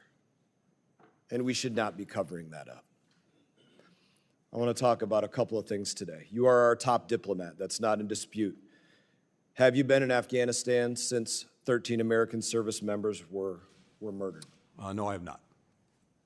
Have any of your staff visited the U.S. Embassy in Afghanistan since that day? We've had people in Afghanistan. I do not believe they visited the embassy. Do you know who is currently residing in our embassy? The embassy is obviously not under our control. We don't have the ability, not being in Afghanistan, to control it. Do you have any information on anybody that has spent any time residing in our embassy since our departure? No doubt if we do, or in any event, the intelligence community does, and I'm happy to share that as appropriate. Yet, we are still giving the Taliban tens of billions of dollars. There's an American citizen out there literally woke up this morning losing 30% of their paycheck, and a good percentage of that is going to the Taliban or other programs abroad. And this is something that we all need to think about, and we will be thinking about deeply for the next 2 years. There's a joke that's made often out there about kids going to college to learn basket weaving, and what a joke that would be. But the United States right now is literally sending tens of millions of dollars to the Taliban, 14.9 million to be exact, to teach Afghans how to do carpet weaving. Let's think about that. We are giving $280 million to the United Nations to do cash transfers for food in Afghanistan. Yet we're not sending an ear of corn from Iowa, a sack of potatoes from Idaho, or a cucumber or an orange from Florida. And that discounts the fact that there's no American tonnage going through our ports to send those things out of here either. It's just cash transfers. Another line item, these are directly from CIGAR reports, $75 million to teach Afghan women to be farmers. I don't believe that we spend $30 million in the United States of America to teach women to be farmers. My colleague, Mr. Wilson, brought up that they can't even dance in the streets or speak to one another or go to school. I'm not sure that we can trust that that $75 million is being used to teach them agriculture. And as you pointed out, we don't have any diplomats on the ground to confirm the validity of these programs. Here's one that I was entirely curious about, and maybe you could explain it to me. $3.5 billion transferred to the Afghan fund that is tended to protect the macro financial stability on behalf of the Afghan people. What the hell does that mean? Can you tell me? I don't know. That's a bunch of gibberish to me. Happy to address all of this, Congressman. Thank you. I'll give you one more Okay. before you address it. Please. Even worse, by the numbers, we've spent $9 billion to resettle 90,000 roughly Afghan refugees here since the fall of Afghanistan. My simple Army math tells me that's about $100,000 a person. That's absurd. So my question for you, we do not even have an embassy in Afghanistan. We have no diplomats there. What are we doing giving them $1? So, Congressman, as I believe you know, the money that we provide and the international community provides is done through partners, implementing partners, UN agencies, NGOs. They have. Yes, we could say that about all the State Department dollars, foreign NGOs, foreign countries, foreign companies, and in this case, foreign adversaries. So each of these institutions, as verified by the department, has in place processes to make sure that the money that we provide and others provide is spent appropriately. And the money that has been spent in Afghanistan, and I think internationally it's about $8 billion since the evacuation, has helped avert famine. It's helped prevent the collapse of the health system.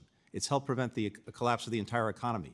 It's helped avoid bringing even more disaster Mr. on Secretary, people who are suffering. you know for a fact that people literally, especially outside of this country, they directly lie to us. Your people had to come back and correct, hey, it turns out we were in fact spending $500,000 to expand atheism in Nepal through the third-party implementer of Humanist International. They were lying to us. They didn't show us the exact slideshow that they put together for $500,000 and all this. They lied to us. We have no eyes on the ground, and I would simply close with this. We do not even have an embassy there. We have no business putting $1 into that place. Well, I yield back. And I respectfully disagree. I think that the work that we have done through these partners and many other countries have done has saved many, many lives in an incredibly difficult situation. Gentleman's and time of the has money expired. that has Chair been now provided, recognizes Mr. Castro. Thank you, Chairman. Secretary Blinken, welcome, and thank you for being here today, and thank you so much for your testimony and for your years of service as Secretary of State to our country. And speaking of refugees, before I get to the question, I want to note that my city of San Antonio, my hometown, and the place I represent, is home to a growing and vibrant community of Afghan Americans, many of whom are from the Khost province and fled Afghanistan following the Taliban takeover of the country. I appreciate the work the State Department and other government agencies and nonprofits have done to help them adapt to their new lives in the United States. I wanted to ask you a question about the 2001 AUMF. Secretary Blinken, one of the legacies of the Afghan war is the 2001 authorization for the use of military force, which authorizes military force against al-Qaeda. This law continues to be enforced 23 years after it was first enacted and has been used by this administration for military action across the world. In a sense, the war that began on 9/11 will not end as long as this authority continues to be in use, and our nation remains at war across the world with little transparency for the American people. While much of this is reported to the Congress, too much remains classified and unavailable to the American people. The Obama administration, in which you served, released in its final days a comprehensive legal and policy framework on the use of military force. Will the Biden administration do the same and release a report so the American people know where we are still at war? I appreciate what you're saying and the point that you're making. I can't speak to what we will do in the remaining weeks of this administration on something like that. Do you think that it's a good idea in the same way that the Obama administration?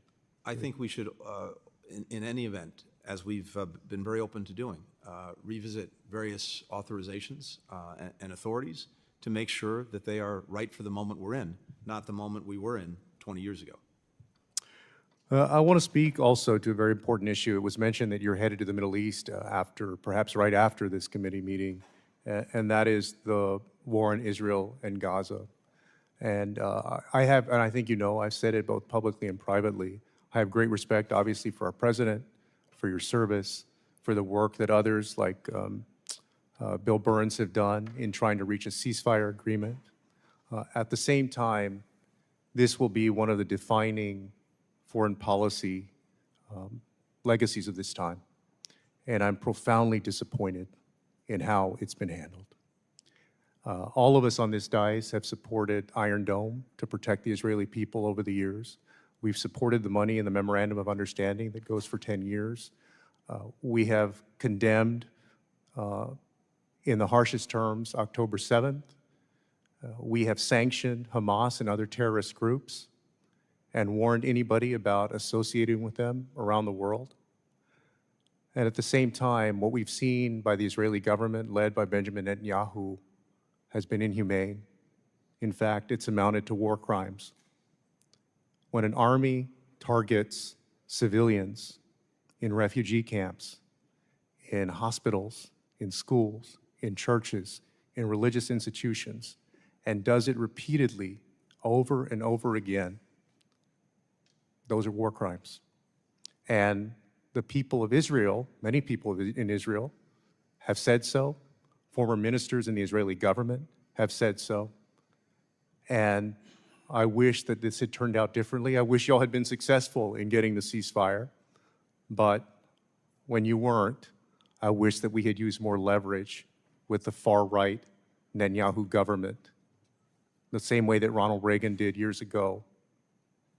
The leverage of withholding offensive weapons to get them to change what they're doing, because what they're doing has been inhumane, and the world has seen it. We live in a different world now. This is no longer the world of the Vietnam War, certainly not World War II, not even the world of the Gulf War in the early 1990s. The world is much more transparent now. People can, all of us are essentially social demographers and documentarians who can record the world around it and then send that out to everybody else around the world. And that's why the world has become more transparent. And people can see the inhumanity on both sides. But again, we have taken action to go after Hamas, to label them as terrorists, to sanction them, to do what we can to stop them. We have not done enough to stop Benjamin Netanyahu and what he's doing to the Palestinians. And my question is whether you believe we should have done anything differently. And I see I'm about to be out of time. I'm happy to take that up. I'm happy to respond if you want to give me more time. But Chairman, can I get a few seconds on a response? Yes. For us, for me, there'll be a lot of time to look back and ask ourselves whether we could and should have done things differently. From day one, we've sought to accomplish several things. One, to make sure to the best of our ability that we helped Israel ensure that October 7th would never happen again. Two, to try to prevent a wider war from taking place that would result in more death, more suffering, and likely prolong the war in Gaza, including a potential war with Lebanon and Hezbollah, with Iran, with Iranian-aligned militia groups, and with others. And we have actually successfully done that.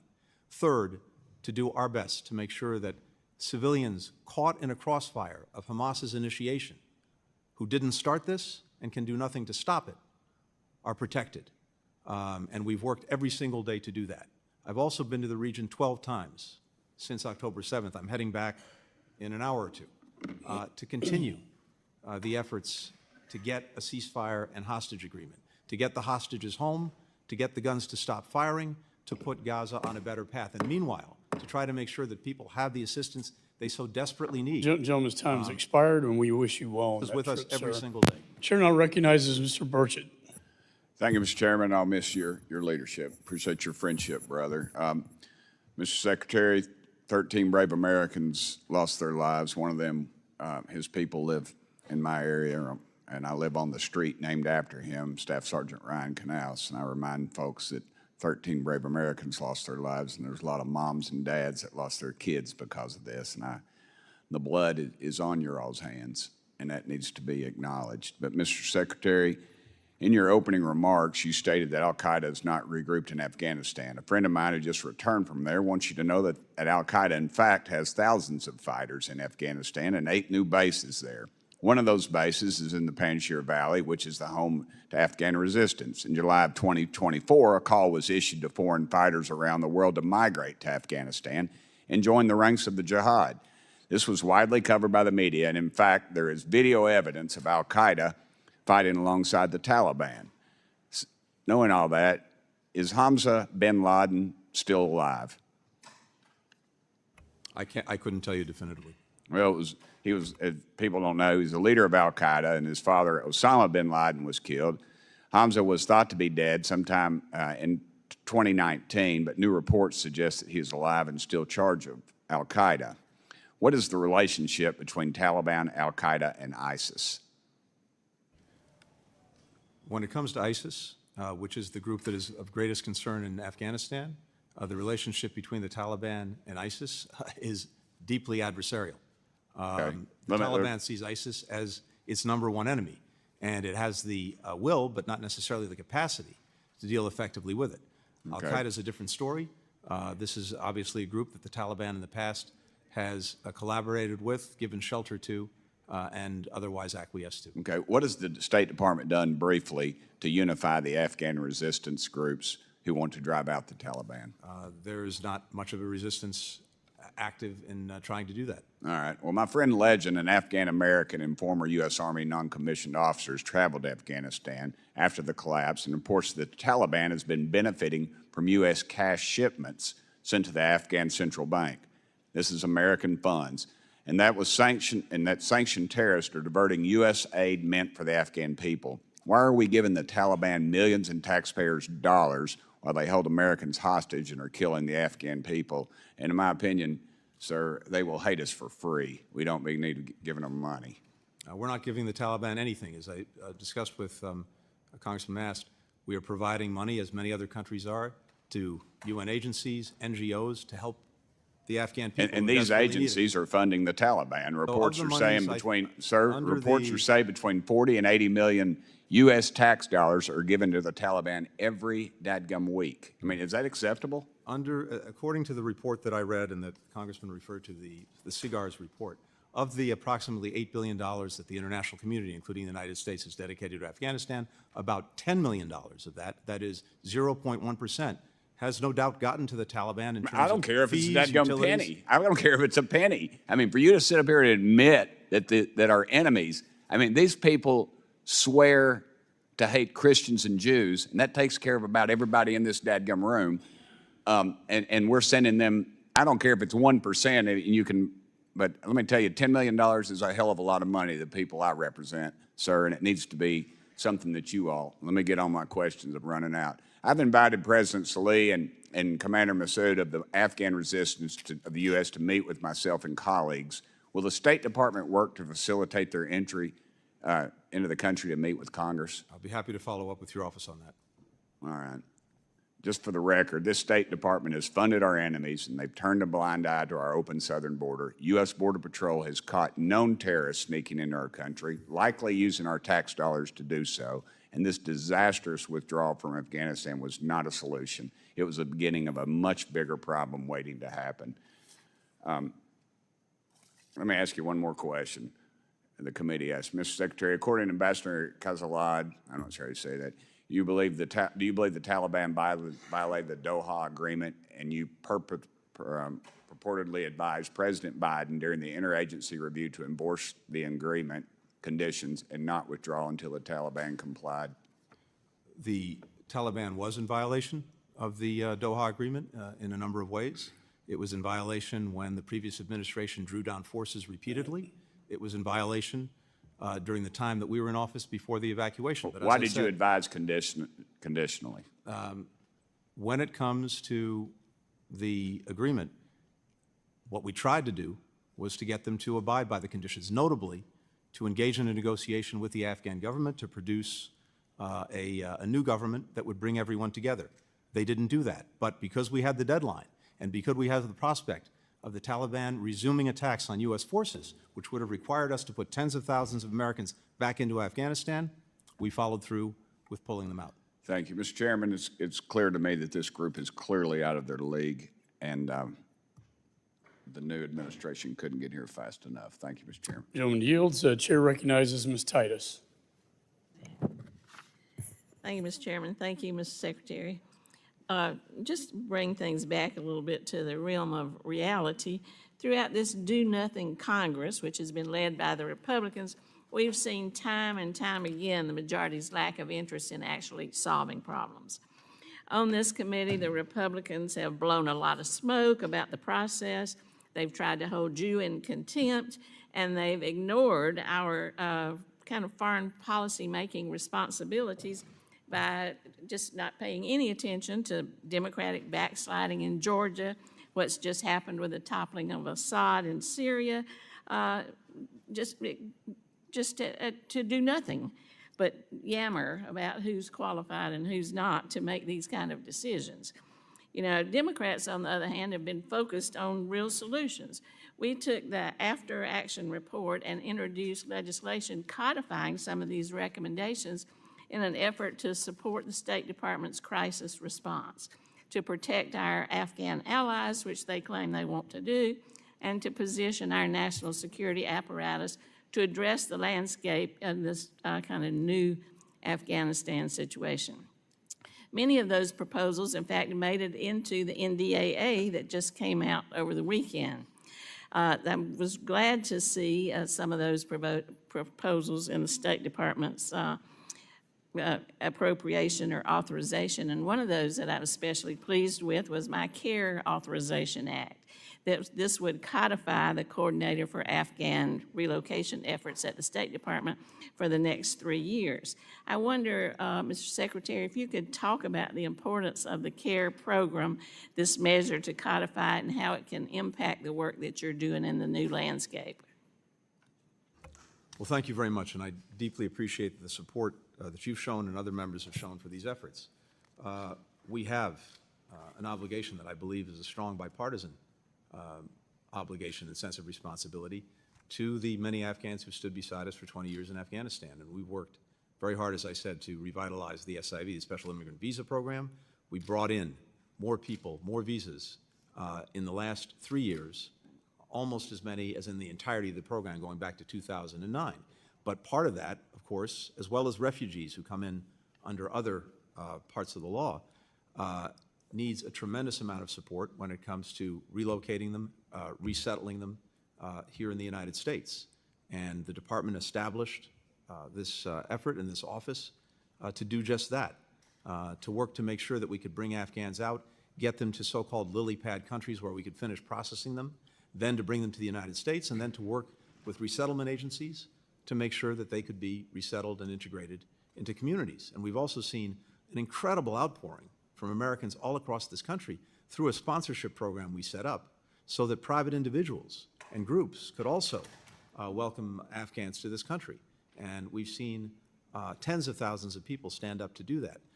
But we do need the, I think, ongoing support from the department to make sure that we have the people in place to continue this effort. And so we welcome congressional efforts to support that.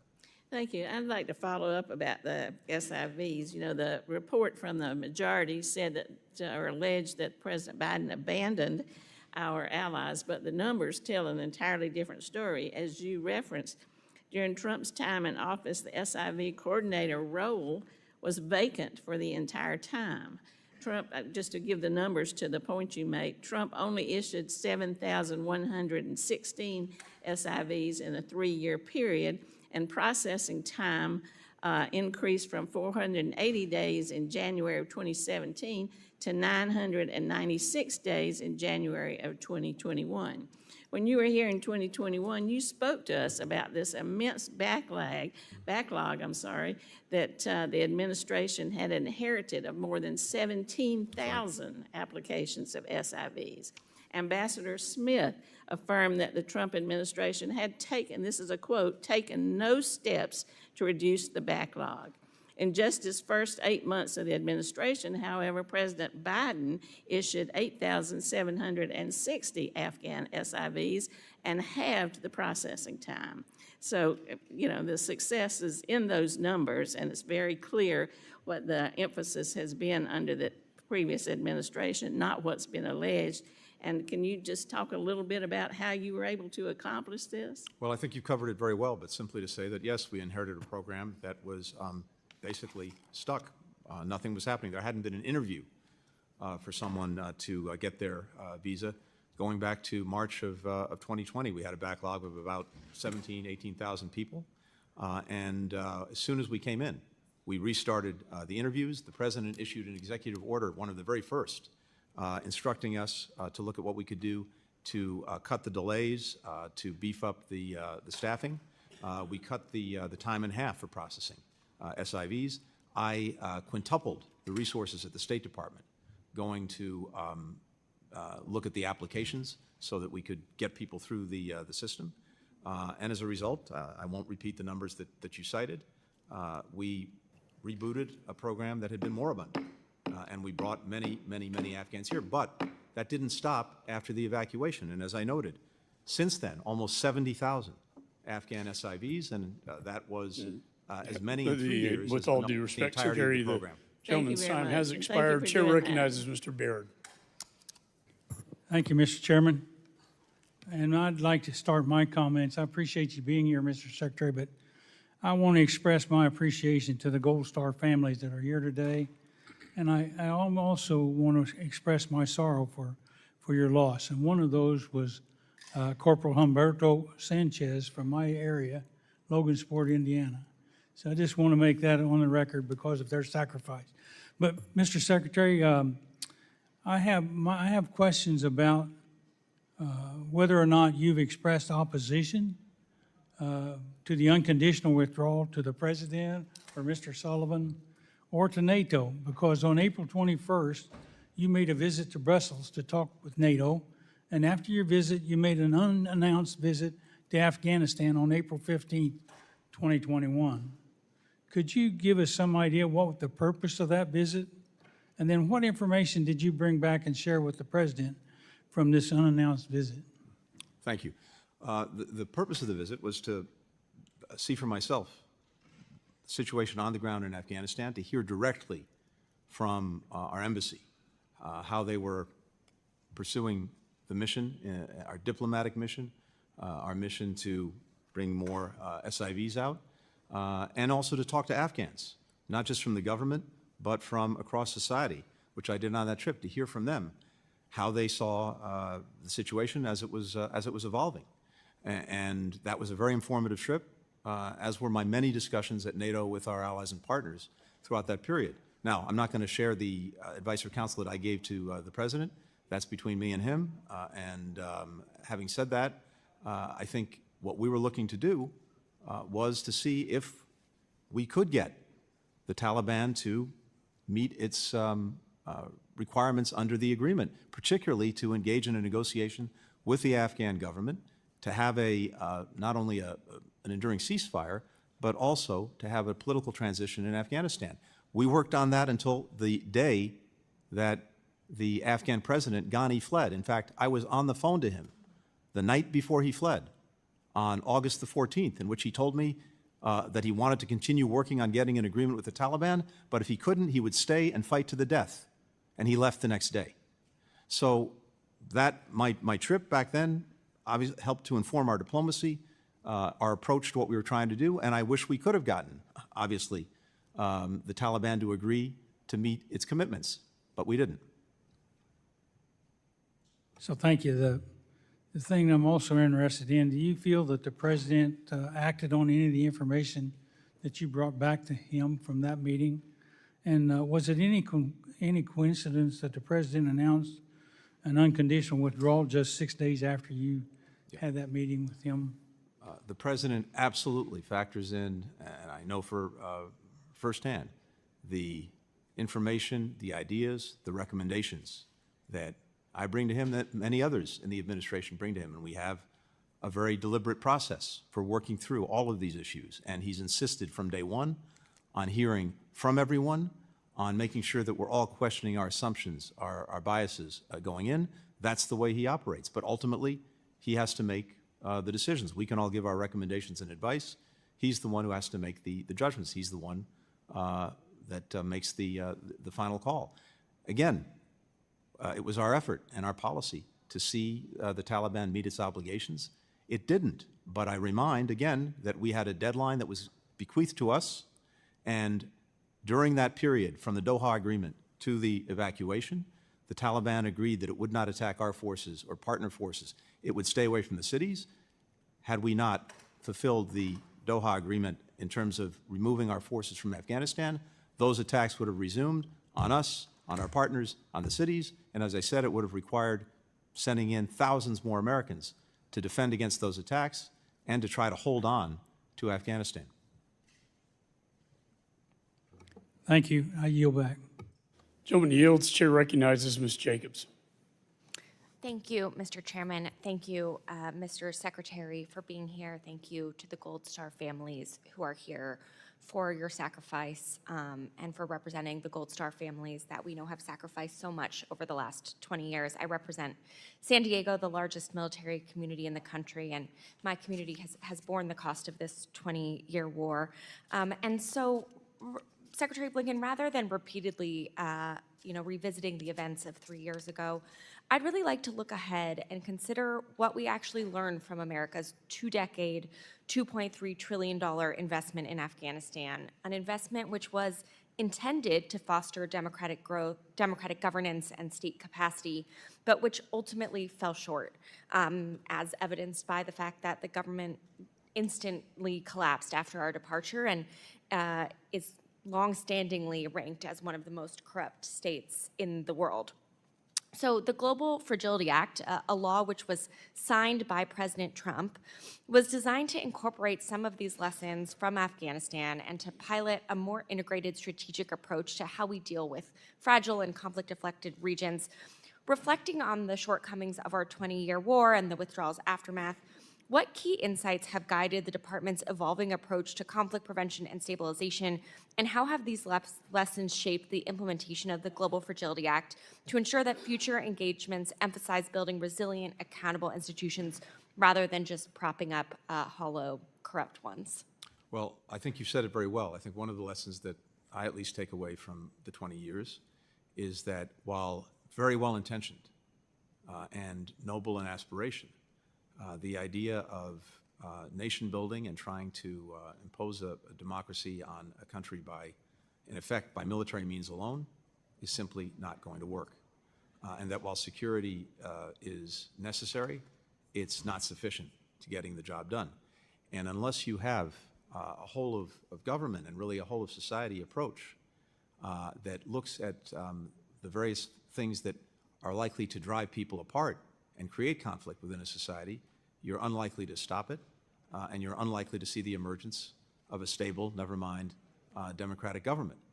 And I think what you and others have done in your work in support for the Global Fragility Act very well reflects that insight. Because if we're not operating across society and across the government, and not only us, NGOs, the private sector, and others, again, we're unlikely to actually prevent these countries from failing, never mind building something successful. So we've now had some beginnings of experience with the Global Fragility Act, but as you know very well, the other insight is that this doesn't happen overnight. It doesn't happen by flipping a light switch. These are engagements and investments that we have to sustain over a decade. So we're in the early years of this, but I think this is a much better approach to trying to get the results that, again, are extremely well-intentioned, but I think Afghanistan and in different ways Iraq shows us are unlikely to be achieved just by focusing on security in the military. Well, I couldn't agree with you more. And, I know one of the other things that the Afghanistan withdrawal revealed was a sort of systemic vulnerability in the department's ability to manage urgent, high-risk situations. So I was also wondering if you could talk about what sort of organizational measures you've implemented to streamline decision-making authority, improve interagency coordination, ensure rapid, accurate communication during future emergencies and how these reforms address some of the issues identified in the after-action review? Yeah, thank you very much. This is something we've taken very seriously, and as you know, I think as the chairman knows very well, members of the committee know, we undertook an after-action review. I brought back very senior retired member of the department, Ambassador Dan Smith. He conducted interviews of 150 current and former State Department officials, myself included, on this period, basically from January of 2020 through the evacuation, to look at the State Department, what we did right, what we did wrong.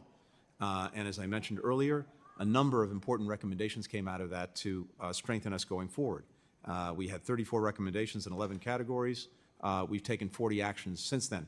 And just very quickly, one was the need to strengthen our overall crisis preparedness and our response capabilities. We didn't have before this a common operating picture of what was going on in a given emergency situation. We stood up something called the Orion platform. We bring together everything in one place: the cable traffic, news sources, intelligence, risk indicators, accountability for our engagement with U.S. citizens, all in one place. Before, we had a dispersed staff. We didn't have the proper capacity to surge our people during a crisis. We opened a new modernized operations center with that capacity, with the flexible spaces to have task forces develop overnight. We had before no comprehensive system for tracking or deconflicting the status of American citizens who were caught in the middle of a conflict. So we stood up a streamlined and cloud-based system to track, to communicate with American citizens in real time, to avoid duplication, overlap. There are a number of things. I'd really commend to you. General's time has expired. Chair now recognizes Mr. Barr. Thank you, Mr. Chairman. Thank you for your service as chairman of this committee, and thanks for the great job you've done for us as chairman. Secretary Blinken, thank you for your service. In this, your last appearance before this committee as Secretary of State, I do want to ask you some tough questions, though, about what I see as not only a chaotic retreat from Afghanistan, but probably the biggest foreign policy blunder of the administration over the last 4 years, but I would argue maybe even the last generation. The failure was not the 20-year fight against terrorism in Afghanistan. That was not the failure. In fact, that was a success, where the brave men and women of this country who wear our uniform kept the homeland safe because they took the fight to the terrorists. And in fact, we eliminated terrorists like Osama bin Laden because of their valor and their bravery. That was not the failure.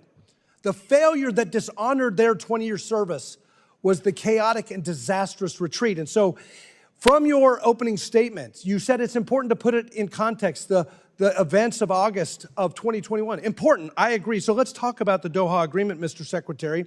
According to Ambassador Khalilzad, you believed the Taliban violated the Doha Agreement, and you purportedly advised President Biden during the interagency review to enforce the agreement's conditions that Secretary Pompeo, your predecessor, and Secretary Trump had entered into, and not withdraw until the Taliban complied. Why did you advise on this conditionality? To be very clear, and again, I'm not going to get into my advice to the President. I can tell you what our policy was. The policy was to seek compliance with the agreement and to get the Taliban to live up to what it had promised to do. Right, and I'm going to reclaim my time. Yes, I agree with that. But the Taliban failed to live up to the agreement. The Taliban failed to engage in intra-Afghan negotiations, correct? That is correct. The Taliban was inflicting violence on Afghan forces, correct? That's correct. And the Taliban conducted indirect fire attacks against American forces. Is that correct? Prior to the evacuation, that may have been incidental, but everything else you said is certainly correct. Well, I don't think President Biden listened to you. And I don't think he was implementing the Doha Agreement. It was not that he was bound by the Doha Agreement. He disregarded the Doha Agreement, and he said, we're going to retreat regardless of the Doha Agreement, and that's what happened here. Let me talk about NATO because— And just to be clear, the Doha Agreement said we would be out by May 31st, 2021. Yes, that's based on conditions, Mr. Secretary, and you know that. In fact, you acknowledged that the Taliban was failing to live up to the conditions, and so Doha did not bind your administration to retreat the way you did. Certainly not the way you did. Certainly not the way you did. Now, Mr. Secretary, I want to talk about NATO because You all talk about and tout this great strengthened NATO alliance. I was just in Europe in October. I agree NATO's strong, but it's not because of your retreat from Afghanistan. It's because of Vladimir Putin invading Ukraine that required NATO to get stronger, despite the invitation to aggression that the retreat from Afghanistan gave to Putin. Let me ask you about NATO and how NATO felt about the policy of this administration back in 2021. According to the State Department documents that we subpoenaed, our NATO allies wanted the Biden-Harris administration to enforce the conditions of the Doha Agreement. You met with former NATO Secretary General Stoltenberg in March of 2021 at the NATO ministerial meeting, correct? That's correct. Yes, and according to State Department documents, Mr. Stoltenberg opposed an unconditional withdrawal, and you in response stated, quote, "I share your view that it would be preferable to reach a political settlement before foreign troops depart." We've also learned that you were jolted by how strongly NATO officials argued against a complete withdrawal. Did you share NATO's concerns with the White House? I shared everything I heard from NATO allies and partners, with the White House, with my colleagues, with the President. That's my job. General Miller testified that NATO leaders were, quote, unhappy, unquote, with the President's unconditional withdrawal, and they, quote, voiced that unhappiness in different publications. Then, your number two, Mr. Cholette, lied to this committee stating NATO itself didn't take a position. We're told by public sources that NATO Secretary General Stoltenberg was, quote, livid, informing Secretary Austin and yourself that he, quote, strongly disagreed with the decision and felt that NATO's collective position hadn't been taken into account, unquote. I'll let Mr. Stoltenberg speak for himself. So Someone I have here's great the bottom respect line. for, but that's NATO's not the... stronger today, but not because of you all. NATO is stronger because your weakness invited Putin to move against Ukraine. You signaled you weren't going to stand with our NATO allies. You didn't care. President Biden didn't care about our NATO allies and what they thought about a retreat from Afghanistan. Instead, what it did is it signaled weakness, and Putin took advantage of it. The reason NATO is stronger today is because of the invasion. It's not because of U.S. policy. No, that's incorrect. The reason NATO is stronger today is because of President Biden's leadership. This alliance is bigger, it's better resourced, it's got more members because of his leadership. And if you ask any NATO ally, that's exactly Gentleman's what time they'll has tell you. expired. Chair now recognizes Ms. Manning. Also, I'd like to ask unanimous consent that the gentleman from Wisconsin, Mr. Van Orden, be allowed to sit on the dais and participate in today's hearing without objection. So ordered, Ms. Manning. And we will certainly miss you, and thank you for your service. Thank you very much. Thank you, Chairman McCall. Thank you, Ranking Member Meeks. Thank you, Secretary Blinken, for your service and for your answer to that last question. I want to express my appreciation for the Gold Star families in the room today. I have a Gold Star mother on my staff, and I do understand the terrible sacrifices those families make. I must say I am disappointed that we are having yet another hearing on the now 3-year-old withdrawal from Afghanistan. It seems to me that the fall of the Assad regime in Syria and what happens next, including the potential resurgence of ISIS or other terrorist groups, has major consequences for our security and the future of the region, and it would be a much better use of our time to talk about that topic today. So, Mr. Chairman, I would respectfully suggest that the committee hold a hearing and a classified briefing on this critical situation, the situation in Syria, next week. Thank you very much. Running out. I look forward to that meeting before I'm no longer on this committee. Mr. Secretary, in your view, what are our core interests that are at stake in Syria? A number of them. First and foremost, of course, is protecting our forces that are there, that remain there. Second is making sure, to the best of our ability, that ISIS does not reconstitute. Through the Obama administration, then the Trump administration, we were successful in eliminating the territorial caliphate that ISIS had developed in Syria. We don't want to see that revive. And in particular, there are thousands of foreign terrorist fighters who are detained in a detention center that is being policed by our Kurdish partners in Syria. We want to make sure that that's preserved. Third, there may be, and I very much hope there is, an opportunity to move Syria away from the disaster of recent decades toward a country that is unified, that reflects all of the different communities that make up Syria, and so that we get a political transition that's inclusive, and that brings everyone together. We have an interest in seeing that because if Syria goes the other way, if it fragments, then we're likely to see more mass migrations. We're likely to see more places in Syria that become centers for terrorism and extremism, none of which is in our interest. Mr. Secretary, the president-elect has suggested that we have no interest in Syria, that he doesn't want to get involved there when he takes over. What impact would that have if the United States were simply to step aside and wash our hands of what's going on in Syria? Well, again, as I just said, in fact, there was, I think, a very important success through the Obama administration that was completed by the first Trump administration in eliminating this territorial caliphate that ISIS had established in Syria. That was a job very well done over 2 administrations, and I believe that the incoming administration will have an interest in preserving the gains that it helped achieve. To what do you attribute the resurgence of the rebels in Syria and the fall of the Assad regime? I think what we're seeing is a result of a number of factors, but first, all of the outside patrons of the regime, Hezbollah, Iran, Russia, were at the very least distracted and in some cases on the ropes because of problems of their own making and problems that we helped exacerbate for them. Second, Assad's utter refusal to engage in any kind of political process to try to bring the country together, despite everything he'd inflicted on the country, I think that sowed the seeds of his downfall. I do want to address one thing that we're seeing happen in Afghanistan. And since the fall of Kabul in 2021, we've witnessed the tragic consequences of the takeover of the Taliban, particularly on the Afghan women and girls. Women who had high-ranking positions, who had good productive jobs, are no longer able to work. Girls who were attending school are no longer able to attend school. When I read the Trump-Doha agreement, I was shocked by how few conditions there were in there for the Taliban. There were no protections requested for Afghan women and girls. Since the withdrawal, we've seen the Taliban issue more than 100 edicts targeting women and girls, restricting not just their education and their ability to work, but also their ability to leave their homes, their ability to seek health care services from male providers. And just recently, the Taliban issued an edict suspending medical education for women. We know what this means. Afghan women will eventually be unable to get medical care that they need. This will be a disaster not just for the women of Afghanistan, but for the country.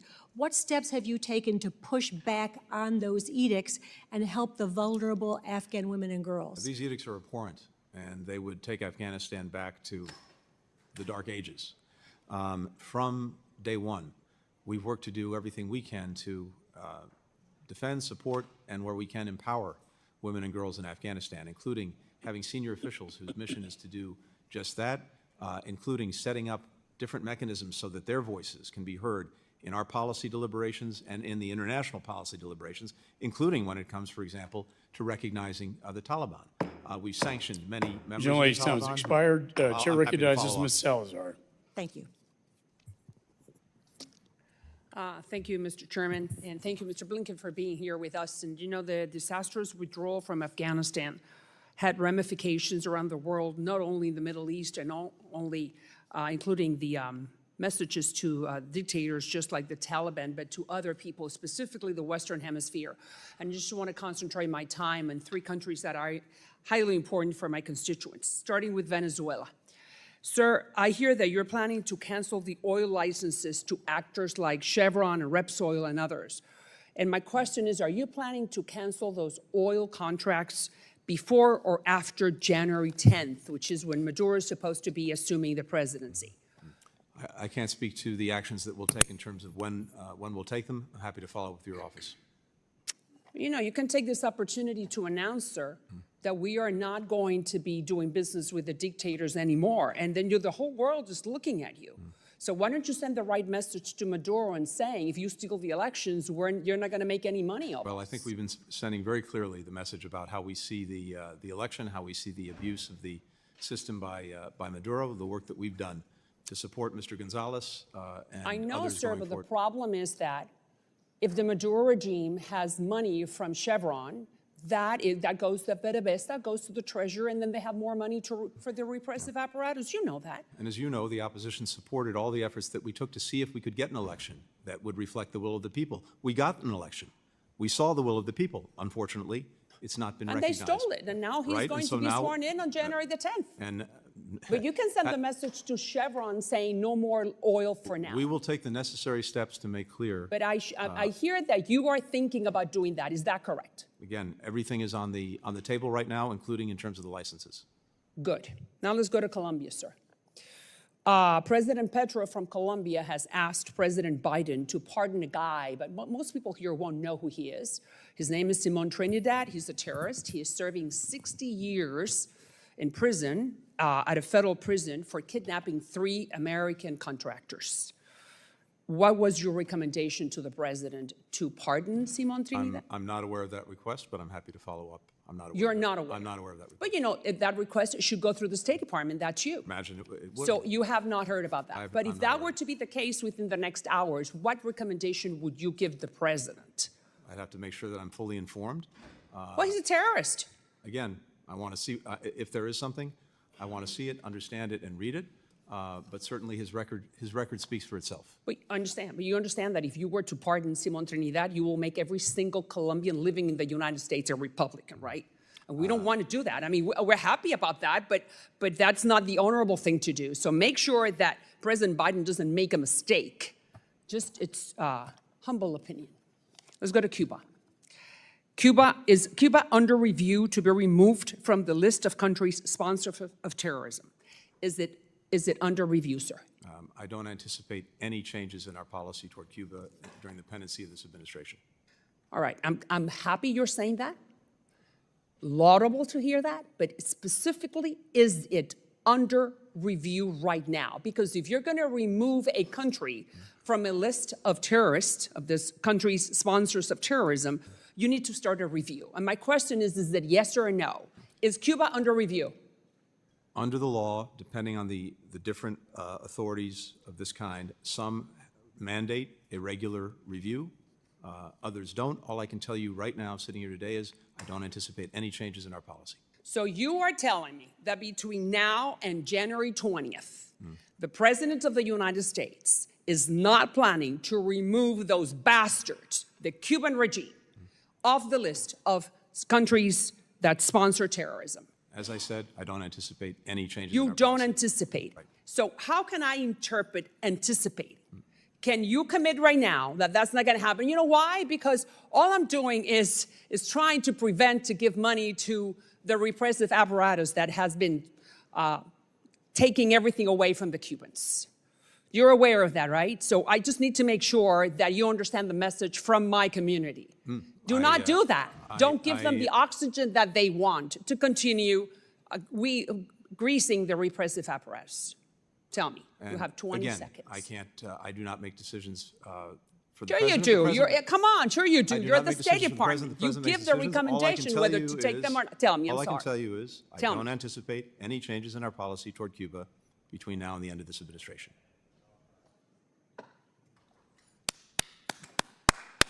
Thank you. I'm going to take your word as your bond. Let's keep it that way. I appreciate it, sir. Thank you. Thank you very much, Mr. Chairman. Secretary Blinken, I'd like to focus my questions on a topic of great importance to my home state of Arizona, the U.S.-Mexico relationship. I believe we're at a make or break moment for the region. Our two countries face significant shared challenges, and there remains a lot of work to do to address migration, securing our borders against illicit drugs trafficked north and arms trafficked south, and to fight pervasive organized crime. But the U.S.-Mexico relationship is more than just migration and security. Our economies are fundamentally intertwined. Mexico recently surpassed China to become U.S. largest trading partner, supporting hundreds of thousands of jobs in my home state of Arizona. And I am particularly excited about the vast economic potential of nearshoring, moving supply chains closer to the United States market as hundreds of businesses, including semiconductor supply chain enterprises critical to our national security, move from Asia back to America or to North America or even Latin America. Meanwhile, the upcoming World Cup gives us an opportunity to forge a durable security relationship to address international threats. There's a choice in front of us now. Do we choose to forge a strategic path forward together, rooted in mutual respect and cooperation, or do we each go it alone? The Mexican government recently passed a series of sweeping constitutional reforms that will harm the U.S.-Mexico relationship, overhauling its independent judiciary, eliminating independent regulatory agencies, and closing access to its energy markets. These changes could undermine Mexico's obligation under the USMCA, and I've heard from business leaders in Arizona and around the country who are anxious that these reforms will hurt investor confidence and their ability to do business in Mexico. Secretary Blinken, how do you see these constitutional changes impacting our economic relationship with Mexico? Well, first, you're exactly right about the importance of that economic relationship. It's vital to this country, it's vital to Mexico, and our citizens benefit from it every single day. Second, the Mexicans, of course, have the sovereign right to make their own laws, amend their own constitution. That's not for us to say. As their friend and partner, and as countries that are bound together by the USMCA, though we do have opinions on some of the steps that they're taking, and we have raised concerns about certain aspects of the constitutional reform, the judicial reform in particular, and we've shared those very clearly and very directly with the Mexican government, both with former President López Obrador and with President Sheinbaum. But the Mexicans will make their own decisions about this. But the concerns that we've underscored are exactly what you just cited, which is what effect does this actually have on private sector and investment that's so critical to actually meeting the full potential of this relationship, including things like nearshoring, including having a supply chain where Mexico and the United States are joined in the most critical things necessary to our economies and even to our security. And I want to commend Ambassador Ken Salazar for speaking with such clarity on this most important issue. There were a recent discussion about sweeping 25% tariffs on all imports from Mexico and Canada by the President-elect. Secretary Blinken, in your opinion, how would these proposed tariffs impact U.S. and diplomatic interests in Mexico? Look, I don't want to speculate on what the incoming administration will do or not do. That's really not my place. I think what I can say is just to underscore what you said a few minutes ago, which is this economic partnership is so vital, and we want to maximize it, not minimize it. Mexico's now the U.S., it's our top trade partner for goods. We've got $800 billion traded in the last year we have accounting for, 2023. That's more than $1 million every single minute of every single day. So I think we just want to make sure, whatever we do and whatever the incoming administration does, how do we strengthen that? How do we build on that? Because it's good for both of our countries. I mentioned the upcoming World Cup as a unique opportunity, North American World Cup, for U.S., Mexico, Canada to work together to build obviously an incredibly important security partnership to make sure the World Cup is as safe as possible, but then make that a durable security partnership and relationship. How should the United States government work with the Sheinbaum administration on a security partnership to counter the drug cartel's violent crime? Well, we've been working incredibly closely together over the last almost 4 years now on exactly that, and I think that work's continuing with the new Sheinbaum administration. You saw one of the results just the other day. The Mexicans seized, with our help, 20 million fentanyl pills. Each one could have killed an American citizen. They've seized more fentanyl at the border over the last 2 years than in the previous 5 combined. Gentleman's time has expired. Chair recognizes Ms. Kim. The work that we're doing together. Thank you. Thank you, Secretary. Good luck. Thank you, Chairman McCall and Ranking Member, for holding today's hearing. The American people and the families of our 13 fallen service members and the Afghan allies are demanding answers. Secretary Blinken, your appearance before our committee today is long overdue as we seek to understand the role that you played in the Biden-Harris administration's failed and disastrous Afghanistan withdrawal in August 2021. And in your previous conversation with my colleagues before me, you claimed that you have done everything you can to support Afghan women and girls, yet you excluded them and Afghan civil society from Taliban talks with the UN in Doha. So Why do you continue to deprioritize Afghan women and girls? Sorry. Just the contrary. We've done everything we can to integrate them, their voices, their views, into everything we do, including any engagements that we've had with the Taliban, including in the engagements that we have with partners around the world, particularly when it comes to decisions being made about recognizing or otherwise engaging with the Taliban. So it's exactly the opposite. We've We're made continuing every to effort hear to from engage women and those girls. families, and also this committee has heard gravely concerning stories of what it was like trying to get through HKIA as an evacuee.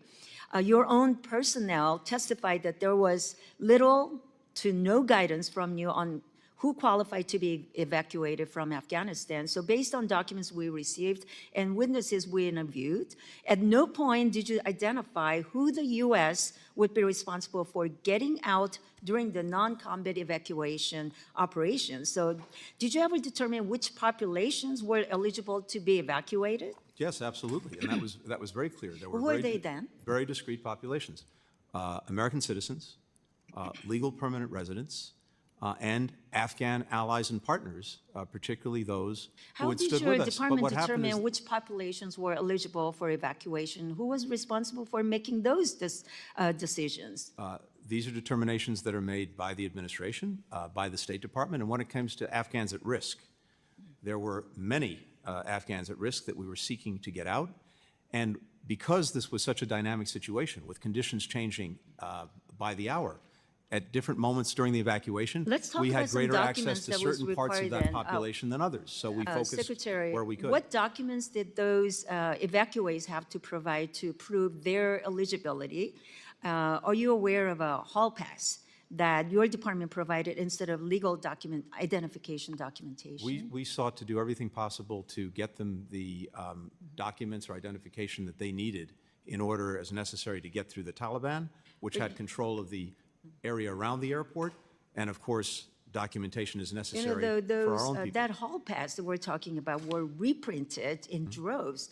That was then sold to people outside of HKIA. So did you direct them to replace legal identification documents with a forgeable Word document? No, we provided, as best we could, legal and enforceable documents. Because apparently they were shared. I have not seen that, but I'm happy to look at whatever information you have about that. Okay. You know, during the evacuation, over 80 Afghans who risked their lives to work with the United States government contacted my office for assistance. So when you include their families, that's more than 526 Afghans who claim they faced a direct or personalized threat. But despite the referral to SIV program, my office is only aware of only like 80 applicants who are able to complete the requirements and file. And of those 3, none have been approved and are still awaiting processing. Hearing from those Afghans, the SIV verification process has been difficult and tedious. And according to your deputy, one of the biggest obstacles to the verification process came from SIV applicants who have been employed by the DoD contractors, and that was well documented. Yet, you did not ask the DoD for support until the end of July 2021. So why'd you wait until just weeks before the Afghanistan withdrawal to fix that obvious issue? No. These were long-standing issues and problems with the SIV program going back many years, and as I said earlier, we inherited a program that was totally moribund. There hadn't been a single interview for an SIV going back to March of 2020 when we came to office. We immediately reinstituted the interviews. I immediately surged resources to go through the SIV applications. We cut the time in half to process the applications. We went from issuing 100 visas a week on SIVs to 1,000 a week. All of that happened in the space of just 5 or 6 months because of our dedication to the program. But we inherited a program not only moribund, but that had 14 different steps required by Congress to make sure that the SIV was issued in the appropriate way. And of course, security, usually important. We want to make sure that we're not bringing threats into the country. That's important. Being able to document effectively, yes, that they had been working with us. And the challenge, as you rightly point out, was that because it was with DoD, it was contractors, many of whom were out of business. I agree this is a very important issue we can that we'd like to up on follow up with you, Mr. Secretary. Chair recognizes Ms. Madeline Dean. Thank you, Mr. Chairman. And Mr. Chairman, I want to echo the words of many others on both sides of the aisle. I feel lucky to have had the chance to serve with you on this committee as you were our chairman. You are our chairman. Look forward to the renaming of this room. I thank Mr. Meeks as well. It's been a pleasure. I do acknowledge the attendance of Gold Star families and other military families and veterans. Thank you for your extraordinary sacrifice and service. And thank you, Secretary Blinken, for being here, for being in front of us and being available to tell us sometimes harsh truths, and also to just reveal the thoughtfulness that your department has taken over the course of these years. So I thank you for that. And it is important to understand what happened with the withdrawal of Afghanistan. It's important to understand what happened before, after, during, after. And my only problem with this report and this set of hearings and the set of questions that you are facing is that sadly this became a partisan investigation and never should have. This committee sadly came up with a report digging into evidence that would only focus on the Biden administration, a 20-year war, a withdrawal set in place by the previous administration. The cherry picking was clear. The report's own methodology says, quote, the U.S. withdrawal from Afghanistan is understood to encompass the U.S. military retrograde beginning with the go-to-zero order officially announced by President Biden on April 14th, 2021. That's a strange, very narrow window if we really want to understand what happened, what went wrong, what went right. So Secretary Blinken, just to set the record straight, the Doha agreement was entered into under the Trump administration, is that correct? That is correct. Signed on February 29th, 2020. The agreement included a commitment to reduce U.S. forces in Afghanistan to 8,600 troops in 135 days. Is that correct? It is, yes. The only other force reduction commitment in the agreement was complete withdrawal of U.S. forces within 14 months. Is that correct? That's correct. Then President Trump, despite not being required by the agreement, ordered more troop drawdowns as he was eligible to do as President of the United States, those being in September of 2020, reduction to 4,500 troops. Am I right? That's correct. And then, strangely to me, in January of 2021, on the administration's way out the door, a reduction to 2,500 troops. Is that correct? It is. Puzzling, absolutely puzzling. So those were all actions taken before Mr. Biden was even sworn into office, January of 21. What effect did the significant reductions have on the administration and on the withdrawal? Well, I think the combination of the release of 5,000 Taliban prisoners under the agreement and the reduction in U.S. forces to 2,500 put the Taliban in the strongest position it had been in since 9/11, and the United States in arguably the weakest position we've been in because we had the fewest number of forces on the ground than we'd had since 2001. What a terrible, deadly combination of factors. And also, again, so much good was able to be done under those horrifying circumstances, but nothing can take away the tragedy of Abbey Gate. I'd like to move, just as Ms. Manning did, to other issues of the day, very critical issues of the day. Ukraine. I have always believed that the United States must do everything in our power to be sure that Ukraine has everything it needs to win. What is going on in these last few weeks of the administration, lifting of any more restrictions, imposing any more sanctions on Russia or Russian banks, what is the administration able to do? We're determined in the time that we have left to make sure that, to the best of our ability, Ukraine has everything it needs to be as successful as possible and continue to push back on the Russian aggression, to make sure that it has what it needs if it chooses, by necessity, to fight through 2025, or if there's to be a negotiation, that it can negotiate from a position of strength. And so that means making sure that it has the weapons, the munitions, et cetera, that it has the resources, the money, and also that it has mobilized forces to deal with the aggression. I appreciate all that. My time is limited. Israel-Gaza, where are we on a ceasefire? It has been 431 days since the horrific Hamas attack 431 days, hostages still held. Where are we? When will we get them home? We want to get them home now. Yes. As we speak, there are intense efforts underway to see if we can reach, finally, a hostage ceasefire deal. Again, it's ongoing. That's as much as I can say right now. And I hope that humanitarian aid is Yes. flowing more fully. I appreciate your letter. Please see our letter to you. Yes. Again, thank you for your service, and I yield back. Thank you. Bill yields back. Chair recognizes Mr. Davidson. Thank you, Chairman.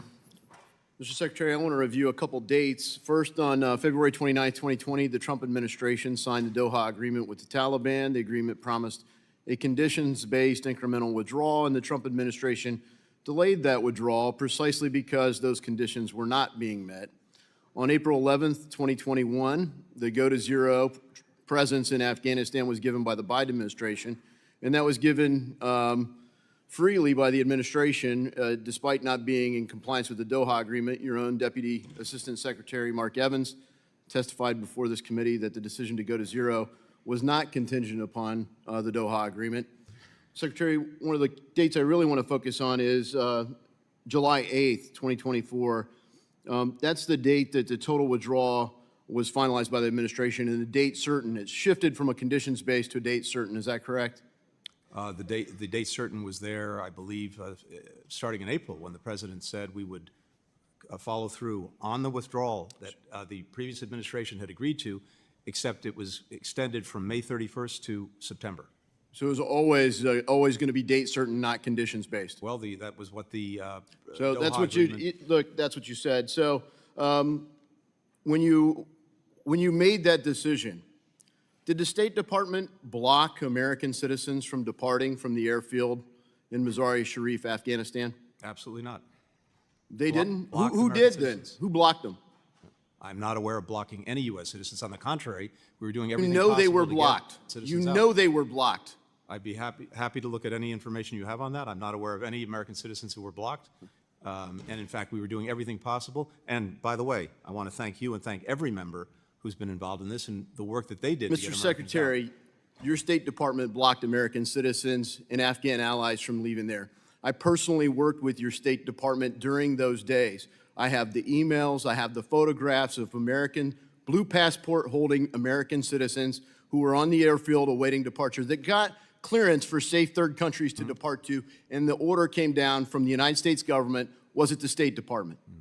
I'm not aware of any such orders. I'm happy to follow up and look at that. I'm certainly not aware of it. We were doing everything possible. Last to year, get Colonel Americans out. Francis Hong, my classmate, testified before this committee that due to the fiasco in Kabul, many Americans and allies were forced to conduct a dangerous 400-mile journey to Mazar-e-Sharif Air Base, where they were delayed for weeks.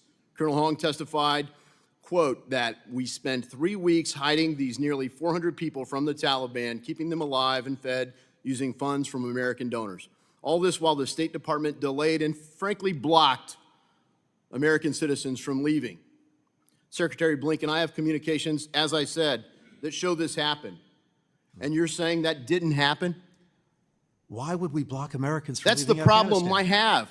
I had Why? it at the time. We would- Why? Possible to get And them out, here's but the I'm thing, happy- Mr. happy to look at Secretary. the information. As I was working with your State Department while you were Secretary of State and relaying this information, someone said to me, which tail number? Which tail number? You mean there's more than one plane you guys are blocking? Are you freaking kidding me? And then your State Department wanted to deny it, and here today you won't even acknowledge the truth of that. It's disgusting. To try to blame this on Donald Trump when we all know there is no way that anyone forced you guys to do the dumbest thing possible. You don't have to have worn our nation's uniform like I and other people did to know that first you get the civilians out, then the military, not the other way around. This has to be one of the dumbest, most poorly executed paths to depart any country possible. My only hope is that in the 11 embassy evacuations that have happened on your watch, an unprecedented number, you've somehow gotten better at it. It's appalling to see you sit here and say, oh, I express sympathy, and yet have never acknowledged the failures or own the consequences of it. In fact, to this date, the only person that's been fired was a lieutenant colonel in the Marine Corps who spoke out. None of you have been held accountable. None of you even expressed shame or embarrassment. Have you learned anything? Have you learned anything from this? First of all, on the planes, just to come back to it, the Taliban was blocking planes. We worked to clear them. And I'm happy to go over that with you, with your office, and also to see any information you have to make sure that we get to the bottom of what you're saying. But we were certainly not in the business of blocking Americans. We were in the business of getting them out. Well, I appreciate and you continuing did to create do a that. position after that to address the problem. So you clearly had to be aware of it. You created a position to facilitate the coordination after you left them behind.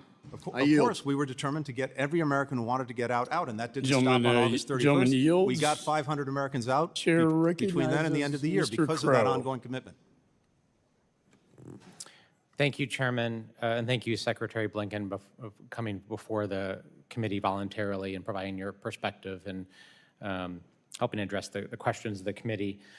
As you know, I served multiple combat tours in Afghanistan, and like the tens of thousands of Americans that did, we left pieces of our heart behind in that country. And even though the military chapter and the diplomatic chapter are largely closed, although there are still issues that are in America's interest, those of us who served in combat roles with the Afghans feel a special obligation to make sure that we are protecting those friends and those folks who, in many cases, saved our lives. I mean, there's a lot of Americans, and I know you know this well, Secretary. We've had these conversations, and I know this is a sentiment that you share very deeply as well. I mean, these are people who, at great personal risk to them and their families, took on jobs that helped bring Americans home. And the story of that is not a finished story. So with that in mind, I would love to hear from you. Can you speak to the number of currently eligible SIV Afghans who are in that country? How many do we think are still there? And what are we doing to help get them out? What does the pipeline look like? And what more do we need to do? Thank you very much, and thank you for your enduring commitment to this. So we have right now about 63,000 SIV applicants who are in the so-called pre-chief of mission phase. That is, they've expressed interest, they've started to compile the necessary documentation. We believe, based on experience, that roughly 20% will become fully documented. That's 20% of 63,000. There are 54,000 who are actually at the chief of mission phase right now. Again, based on our analysis, we believe roughly 35% of those will likely be approved because, as you know, unfortunately, many people wash out either because they simply don't qualify or because of documentation issues, which we've tried to remedy over the last couple of years. Finally, we have right now 10,000 who have chief of mission approval. The only thing they're waiting for is their interview, which they need to do out of country. Of those 10,000, about 9,000 are in Afghanistan. We have 6 flights a week now that are going out of Afghanistan to different places.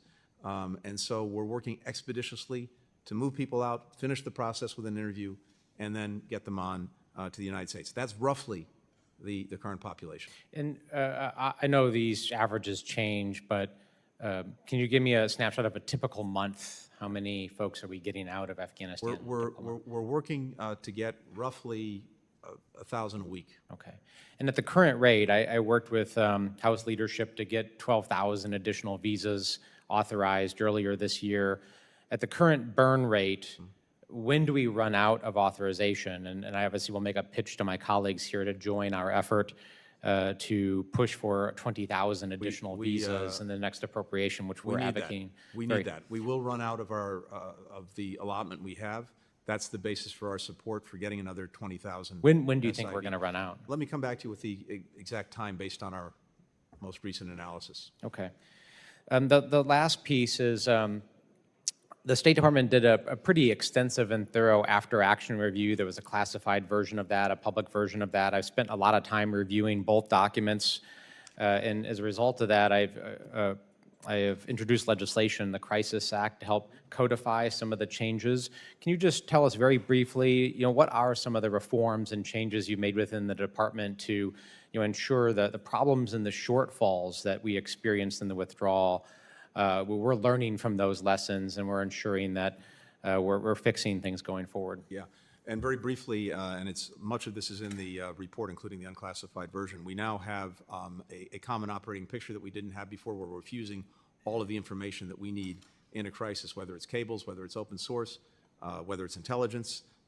We now have what we didn't have before, which is a modern operations center, so that we can surge resources, stand up a task force immediately, bring in the other agencies to do that.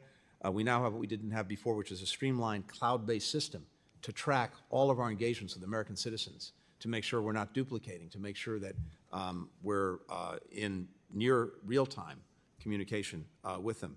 We're working to better utilize our own personnel. We've stood up a 100-person roster of Rapid Response Corps.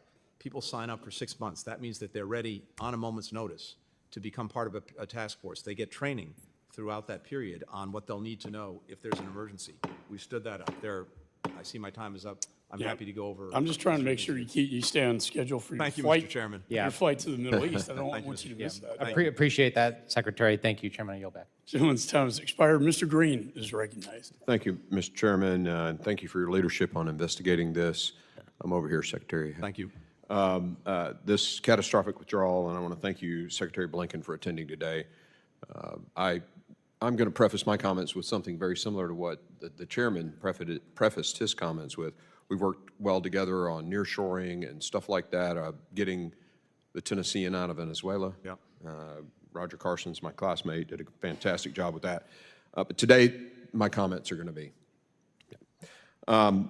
as a global war on terror veteran who served in Afghanistan, I want to once again recognize the sacrifice of all the Americans that fought for our country in Afghanistan. I lost friends there. But those of you who came home, your service was not in vain. Those of you who died there, your service was not in vain. You helped keep our country safe for 2 decades. And I am grateful for your sacrifice and the sacrifices of your families.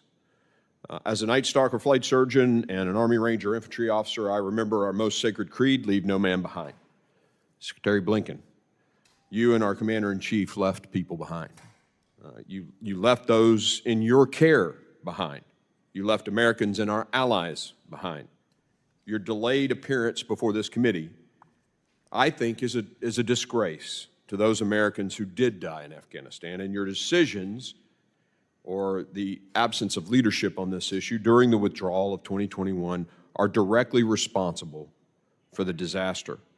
Prior to President Biden's go-to-zero approach, the Taliban had ignored U.S. attempts for a smooth exit and shown themselves totally ignoble negotiators. We knew the dangers, and yet, as the military withdrew, you told U.S. Embassy Kabul to remain. Furthermore, you actually increased personnel. When senior security advisors and leaders at DOD and embassy staff said it was time to make a non-combatant evacuation operation plan, an EO plan, you said no. Instead, when the day came for the embassy to evacuate, there was no plan. You left your personnel high and dry to figure it out on their own. In fact, you never even issued the NEO. As Secretary of State, that is your responsibility, but instead the NSC had to make that call. Did you step in? No. The NSC continued to lead the initial response, including decision-making regarding Afghan population eligible for evacuation, which should have been states' responsibility. Because you weren't at the helm, there was little documentation or communication. State personnel had to rely on spur-of-the-moment decision-making just to get to the airport, and thousands of evacuees were left in limbo. Now, I also want to share a story, a conversation I had with the leader of one of our greatest allies, Britain. I had a conversation with Boris Johnson 6-8 months ago.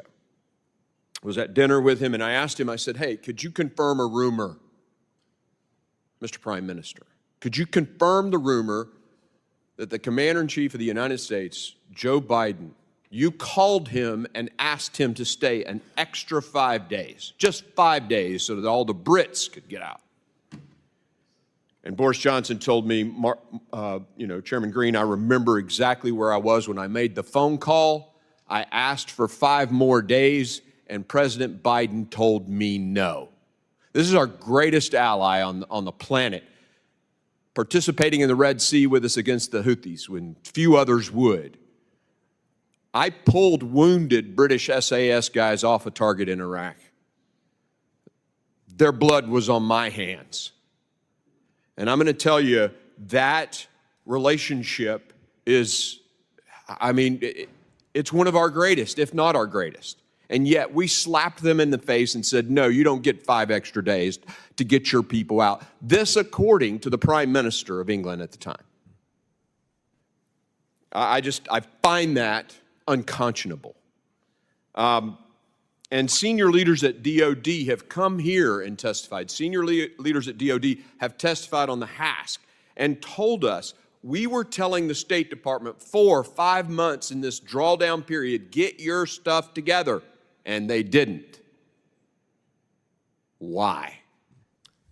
Mr. Chairman, I hope you give me time to respond, because I dispute virtually everything that was said, with great respect, though, for the member and particularly for his extraordinary service to our country. First, did we leave people behind?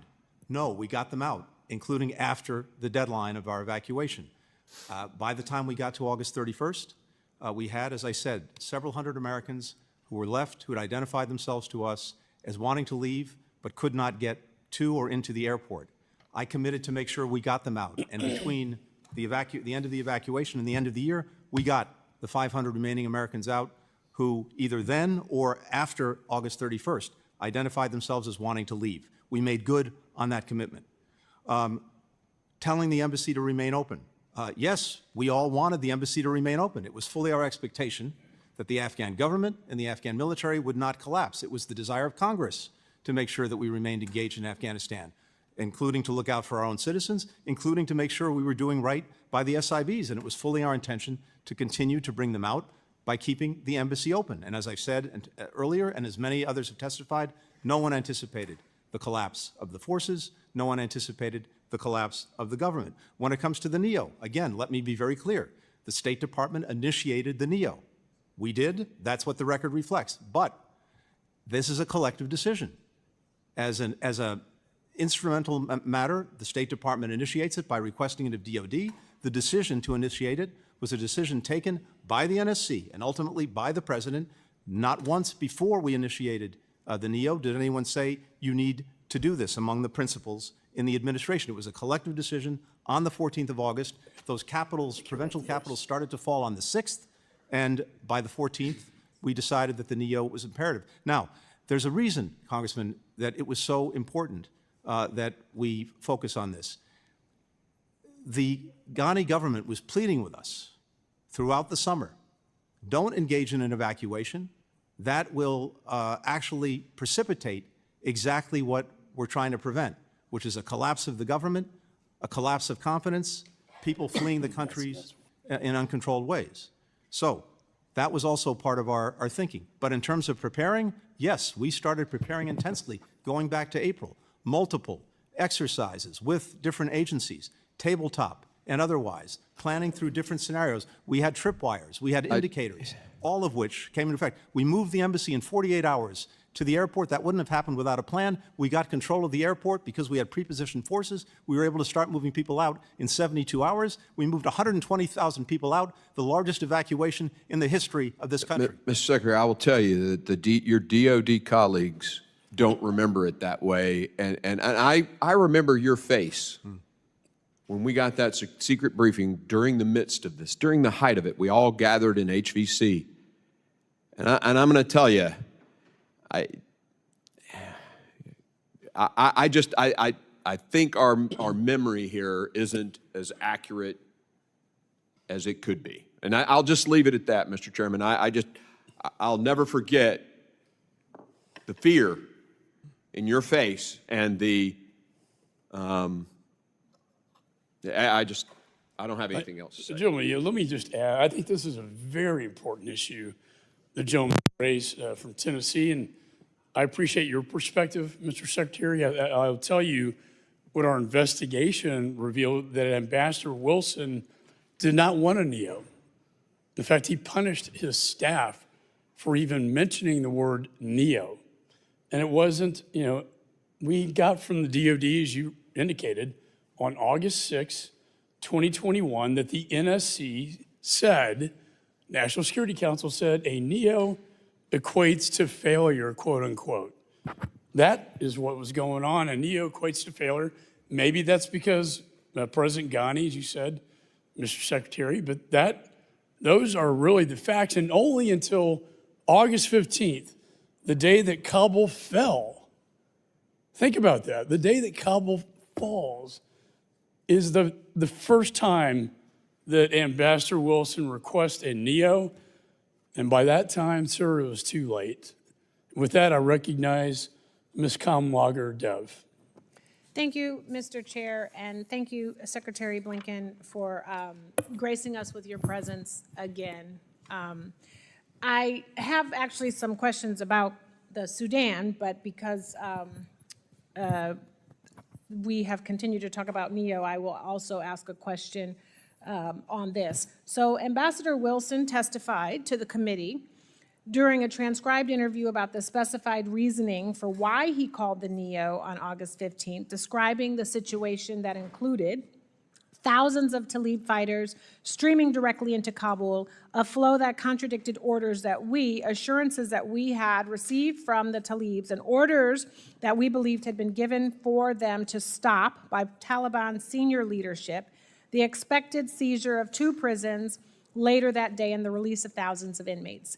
Tlaib fighters, ISIS fighters, common criminals, and the abandonment oversight of checkpoints into and within Kabul's green zone that were vital to our security. We had been striving to maintain embassy operations in accord with the direction given to us. This was no longer possible. And at that point, I recommended to Secretary Blinken our immediate evacuation. He agreed, and the White House subsequently approved a non-combatant evacuation. The majority has repeatedly pointed to the testimony of military leaders to argue that the State Department waited too long to initiate the NEO. But Ambassador Wilson had a clear rationale for his timing, and that calling for the NEO too soon would have complicated our ability to get out. If we had left earlier, several thousand SIV applicants that we got out in whatever the number of days that you want to talk about would not have been able to leave the country. We would not have been able to provide support to American citizens trying to get out. Our eyes and ears about what was happening around us would have been drastically degraded. Secretary Blinken, would you agree that Ambassador Wilson's testimony reflects a detailed and realistic understanding of the conditions on the ground? Yes, I would. Thank you. What would have been the repercussions if the State Department had called a NEO before conditions on the ground warranted one? Yeah, it would have actually precipitated those very conditions, and it would have made it more difficult for us to get people out, including American citizens. The airport was open until August the 15th. We were trying to avail ourselves and push people out to take commercial flights. It would have made it much more difficult to get SIV-eligible people out of the country, other Afghans at risk. All of that would have been made more difficult by precipitating the very kind of crisis we ultimately saw. And again, I come back to a fundamental proposition, which is that no one, and I say this collectively, this is the State Department, this is the intelligence community, it's the DOD, in terms of the consensus view on where this was going, there was no consensus view that the government, the Afghan forces, were going to collapse. Our military, having worked with them for 20 years, believed that they would stay and fight. They needed to have the sustained support to do that. General McKenzie has said that, including financial and logistic support. We had no indication that the government would fall. The intelligence community didn't see that. We have very remarkable people at the State Department, including those who wrote the so-called descent channel cable, who were very concerned about what would happen after we left in terms of the durability of the government. I read that cable immediately. I responded to it almost immediately, and many of the measures that they called for in the cable were already in train, because what they were focused on was trying to make sure that we got people out of the country, especially the SIVs. And as I've talked about earlier, that's exactly what we were doing, having taken a program that was dead in the water, revived it, and accelerated it dramatically. Thank you also for just even mentioning the descent cable. and the fact that regardless of if you agree with them or not, there is still a space for folks within the State Department to register discontent. I certainly hope that that is a practice that will continue in this next administration. I would now like to ask in the few moments that I have left about the war in the Sudan, which is a catastrophic humanitarian crisis impacting innocent civilians. I think it is a moral outrage. Over 150,000 have been killed, 11 million have been displaced. The evidence of genocide in Darfur is significant, and I believe an official genocide determination against the RSF and allied militia is long overdue. Why has the administration refrained from making a genocide determination, and do you intend to come to a decision about a determination before the end of this year? First, and very quickly, you're right to put a spotlight on Sudan. It's the worst humanitarian situation in the world by far, by orders of magnitude. We're working intensely to try, of course, to bring an end to it, but in the first instance, to get assistance to people who desperately need it. We've made some progress on that in the last few weeks with both the SAF and to a lesser extent with the RSF. But in terms of atrocities, war crimes, genocide, we've been making determinations already about atrocities and war crimes. We're looking at the question of genocide, whether we complete that review in the time that we have. I can't Trying to be respectful. Gentleman's time's expired. Let me just, if I could comment, I mean, you did not see it coming. I've heard that over and over. Perhaps we were getting different intelligence briefings, but I certainly saw it coming, and your own employees in the embassy saw it coming when they sent the descent cable to you, a cry for help that Kabul's falling and the embassy will fall soon. And I don't know how you can say that, honestly, sir, with a straight face. The chair recognizes Mr. Huizenga. Thank you, Mr. Chairman, and appreciate your work as leading this committee. But Secretary Blinken, how many U.S. citizens are still in Afghanistan? I can't give you an exact number because we never know for sure. There are several. Do you believe they're all voluntary? I think you're going to start to say there's several thousand. No, I believe that any American citizens who are left, there are several, as has noted before, who have actually been detained. These are people who went there after the evacuation for one reason or another, have been detained by the Taliban. We're working every day to get them out. Hold on a second. Are you saying that the only people detained are those who went after the evacuation? I'm saying the ones that we know of who are detained and that we're actively working. We can clue you in. I got to give you credit. You are successful in doing this. You have completely pulled me off of what I was going to ask you about, much to my staff and everybody else's chagrin. But the crap that you are throwing out here about this is unbelievable. I will tell you, I was in that same briefing when you said that you thought there was, quote, several hundred citizens who were staying in Afghanistan voluntarily. My caseworker had 185 individuals alone in my district, the 4th District of Michigan, that were asking us for help to get out, including those who did make it to Hkaya and were beaten by the Taliban and were known by the U.S. troops. And the troops that are being shown up here, including one of my constituents who I've referred to as Jose and Carlos and Juan and various things, because I haven't wanted to use his real name at his request, who was blown up and injured and knew every single one of those Marines and those Navy corpsmen up there on that screen right now.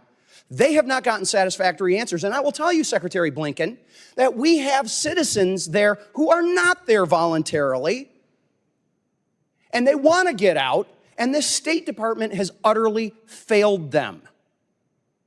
Failed them. Congressman, if there are citizens that you have identified that have been in communication with you and that want to get out, please, if you haven't already, share that information with us. We've shared it. We'll share it again, and we'll keep asking. And we're happy to sit down and go through each of those cases. At some point, the exercise in futility gets a little frustrating as a member, Secretary Blinken, when it does not feel like you're answering Mr. Green's questions or Mr. Warren's questions, or you're going to have a couple of other military folks who were there, had friends there. Well, I had a friend who was in Doha, and he's telling me that there was no damn plan to have all of those planes divert to Doha.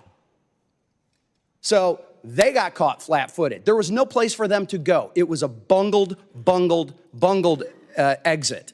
So I have to hit on a couple of the things that I have here, and I'm going to try to truncate this. Recent report by Inspector General of Afghan Reconstruction, John Sepko, found since August of 2021, implementing partners of yours from the State Department have paid at least $10.9 million in U.S. taxpayer funds to the Taliban in form of taxes, fees, and duties. In fact, the SIGAR noted that while conducting its investigation, your State Department repeatedly refused to cooperate. They then requested that the State Department attest to that it had distributed a questionnaire to all the relevant implementing partners, that responses were not altered, and that no attempts were made to influence the implementers' responses. However, at the time the report was published, your department refused to sign the attestation. Mr. Secretary, did you instruct your employees to obstruct the SIGAR investigation of U.S. tax dollars going to the Taliban? And then, since then, has that changed? To the contrary, we've done everything possible to cooperate with SIGAR. 13,000 staff hours dedicated to this. Why would the Inspector General say? Is the Inspector General lying? SIGAR, in its report of, I believe, in 2023, said that the department was cooperating with SIGAR.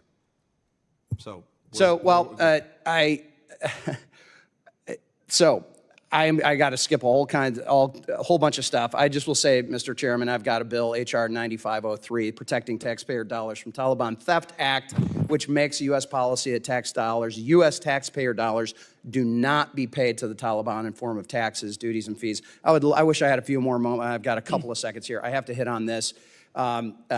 This is about Iran. Thanks to congressional notification, we know that on November 8, just days following the Democrats' election loss, you signed off on a sanction waiver providing the Tehran access to $10 billion in funds of Iraqi electricity payments. Last dated December 2023, Congress is aware of 2 releases of funds for humanitarian purposes to Iran. Have there been any other additional transactions since that period? So you have been allowing them access to the dollars. We know that there was 2 that got testimony, had problems. They asked for the explanation to be in behind closed doors. There was nothing that was top secret about that. It was just that egg was on their face. Have there been any more withdrawals? I assume you've asked the previous administration about the waivers that it issued. Oh, okay. Oh, complete? No? Yes, actually we did. Yes. Actually we did. Well, and the explanation of why this administration allowed Korean funds, the funds that were used, that were shipped to Korea, that were supposed to stay in Korea, why were they shipped to Oman? No. Why were they allowed to have given a Treasury license and the State Department license? Oh, now you're conflating what had been going on. I'm saying that the waivers that we issued were the same waivers issued. They were not. Absolutely 100% not. See, this is the thing. A group of us are actually on the Financial Services Committee. I'm one of them. You can't throw this crap out because we actually write the sanctions. We actually know what the law is. And when you and Treasury come in here and say, oh, don't worry your pretty little head about all these confusing sanctions things, guess what? We wrote the damn things. We understand. And here you are throwing these load of, I wish I could curse more, Mr. Chairman, but I won't. This is so unbelievable. I am so glad to see this administration and you leaving because you have failed the American people with this. With that, I'm way over. And for the record, let me say that I personally, in the emergency wartime supplemental that dealt with Israel, that dealt with Indo-Pacific and Ukraine, put the sanctions that was waived and are not enforced back into law. That would be on energy and on missiles and drones coming out of Iran, funding their terror operations, killing Israelis and killing Ukrainians. And sir, I have to say, I agree with my friend here that it's very disappointing that that has not been enforced. And Mr. Chairman, last administration did not authorize any releases of those funds. This administration did. That's the problem.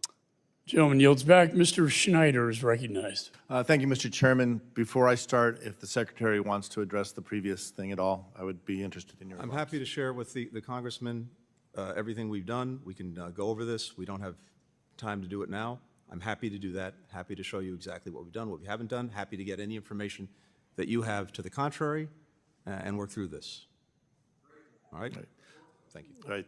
Thank you. And let me thank the the chairman, Chairman McCall and Ranking Member Meeks, having had the privilege to again wave on this committee for this term, it's been an honor working with you, and I appreciate that. I want to thank the outgoing Biden-Harris administration and directly you, Secretary Blinken, for your tireless efforts navigating some of the most critical challenges in recent history.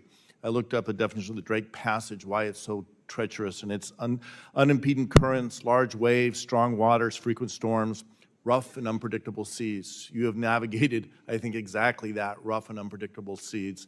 And as has been said even by the chairman, our relationship with NATO, our relationships in many places around the world are stronger. I also, earlier there was talk about President Biden's legacy vis-a-vis Israel. And I think it is a defining element.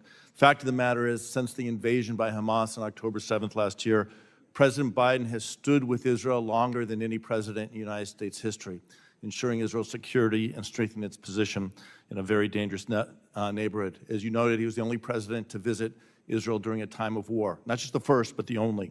He supported Israel in immeasurable ways, including sending aircraft carrier, thwarting not one, but two attacks from Iran.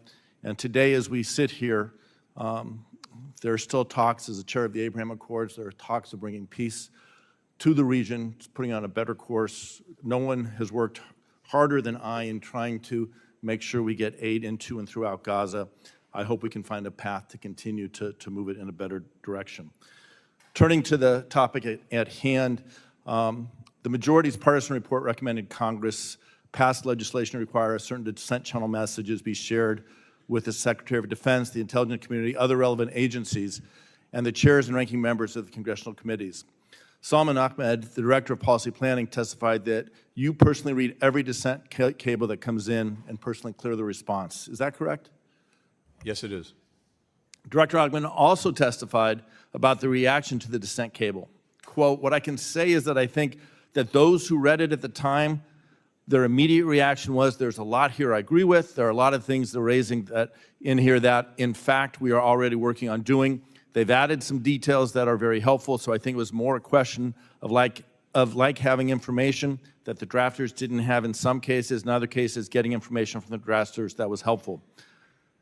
End quote. Does that testimony comport with your own reaction, namely that the dissent channel cable pointed to issues that were already under discussion with the department?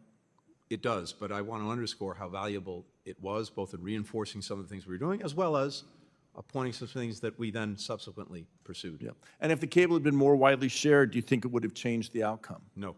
Okay. So although you made a single dissent cable available to us on this committee as part of a truly extraordinary, I want to emphasize again, truly extraordinary accommodation to the committee's investigation, do you think an expectation that dissent channel messages would be shared widely outside the department? What impact do you think that would have on the willingness of department personnel to utilize the dissent channel in the first place? I'm very concerned it would have a chilling effect, and it would cause people not to engage in the dissent channel, which is a deeply honored tradition of the department going back to the Vietnam War, one I take very seriously. I read every single dissent channel cable. I respond to every dissent channel cable. It informs my views, but people need to know that they can come forward without fear or without favor, and knowing that this will be shared beyond the Secretary and my immediate office is something that I fear would have a chilling effect. Not only would it possibly chill or make it people more reluctant to share that, if you don't get that information, what are the implications to what you're trying to achieve? The implications are we will not be as well informed as we need to be, and it will make our decisions less effective than they otherwise would be. All right. Thank you. And you know, if I expand, this hearing addresses one of the most significant and complex issues in recent memory. And I do want to recognize the families, the Gold Star families that are here, and all the Gold Star families of great Americans who made the ultimate sacrifice in Afghanistan and other conflicts defending our nation. The withdrawal was in no small part shaped by the 2020 Doha Agreement that, as we have discussed, was negotiated not by this administration, but the preceding administration and handed over. By the time you received it, the Biden administration received it, the Taliban had gained significant ground. Options were limited. The recommit to a conflict without clear goals or commit to a complete withdrawal. It was an extraordinary achievement. More than 124,000 people were airlifted in just 17 days. In keeping in time with the other members, gentleman's time has expired. Mr. Mills is recognized. Thank you, Mr. Chairman, and I want to thank you for your continued leadership throughout this entire time. It has been an honor to serve in this committee, so I want to continue to thank you for that. Secretary Blinken, are you familiar with USC 22, Section 4802? Please tell me. It's basically your obligation in order to try and protect and provide security and safety for American citizens. Now, in one of your statements, you said, we did not leave Americans behind. Well, see, unlike other members on this, I actually went overseas and was conducting rescues of Americans left behind in Afghanistan. I actually conducted the very first successful overland rescue of Americans that were left behind, which was Miriam and her 3 children. These are Amarillo, Texas, American-born natives, who was at the front gate waving their passport, trying to get inside, while we were on the phone, myself and Senator Mark Wayne Mullen, trying to get your State Department task force to let them inside. You're telling me you didn't leave them behind? I'm telling you, Congressman, that we got every American out that we could, and when we got completed the evacuation, I said we're not leaving anyone behind. We're to keep doing this until we get every American who says they want to leave and identify themselves to us out. And as I you mentioned, also said, though, 500 between. Well, I'm reclaiming my time. You also told Congressman Davidson that the U.S. government was not blocking aircraft. Is that correct? I have no knowledge of the U.S. government. Yet my aircraft, who had 5 approved PPRs, which are prior permission required landings, to HKIA to rescue 28 Americans, was denied 5 times, saying that it was at the behest of the Department of Defense and the Department of State to prevent us from coming in to rescue Americans. That was what was told to us over the radio from the ATC towers. But yet, to your knowledge, no one was being blocked. Let me tell you, that is a farce and it's a complete lie. I will also tell you that in a NEO, State Department does not take ultimate control once it is declared. It's the Department of Defense who actually is supposed to, yet your task force still try to hold operational control, which led to a lot of disruption, and that has been reported multiple times by commanders on the ground. Yeah, so I will tell you, I'm going to finish, sir. The other thing is that in Israel, a horrible incident occurred where over 1,200 people lost their lives.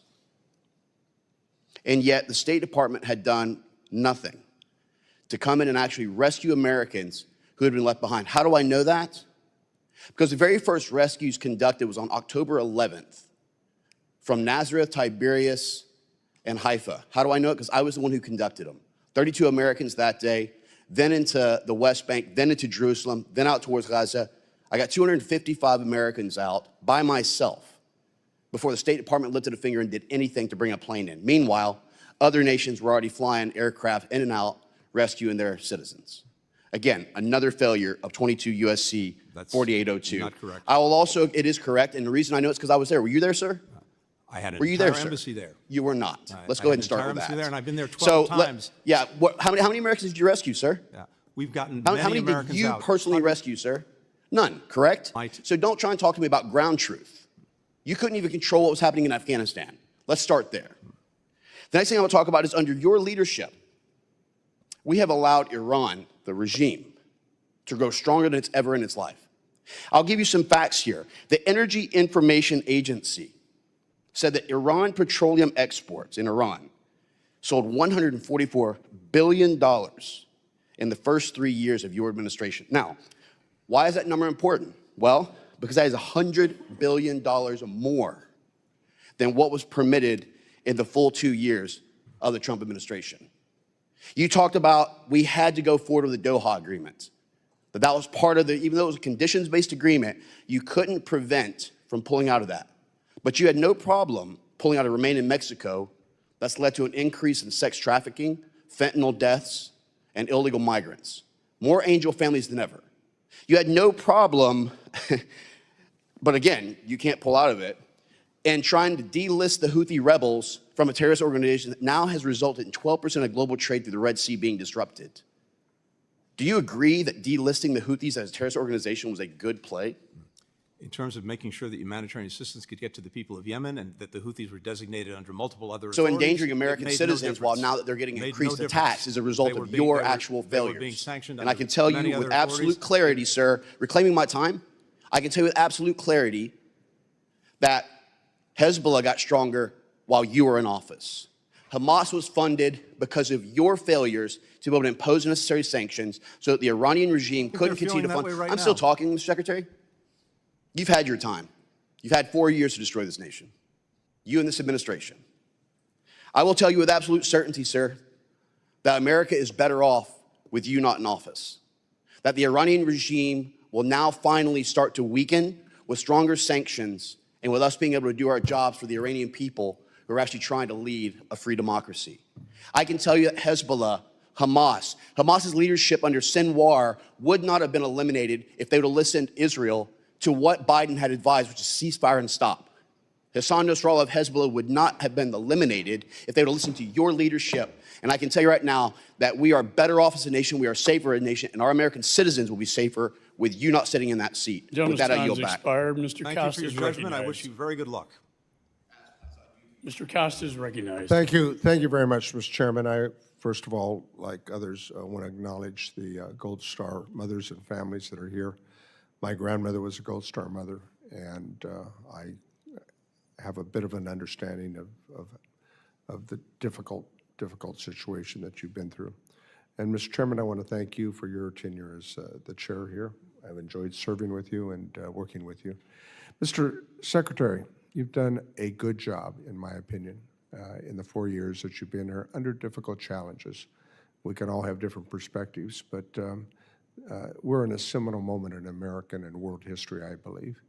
And I want to talk about that as it relates to our efforts with Ukraine, clear and present.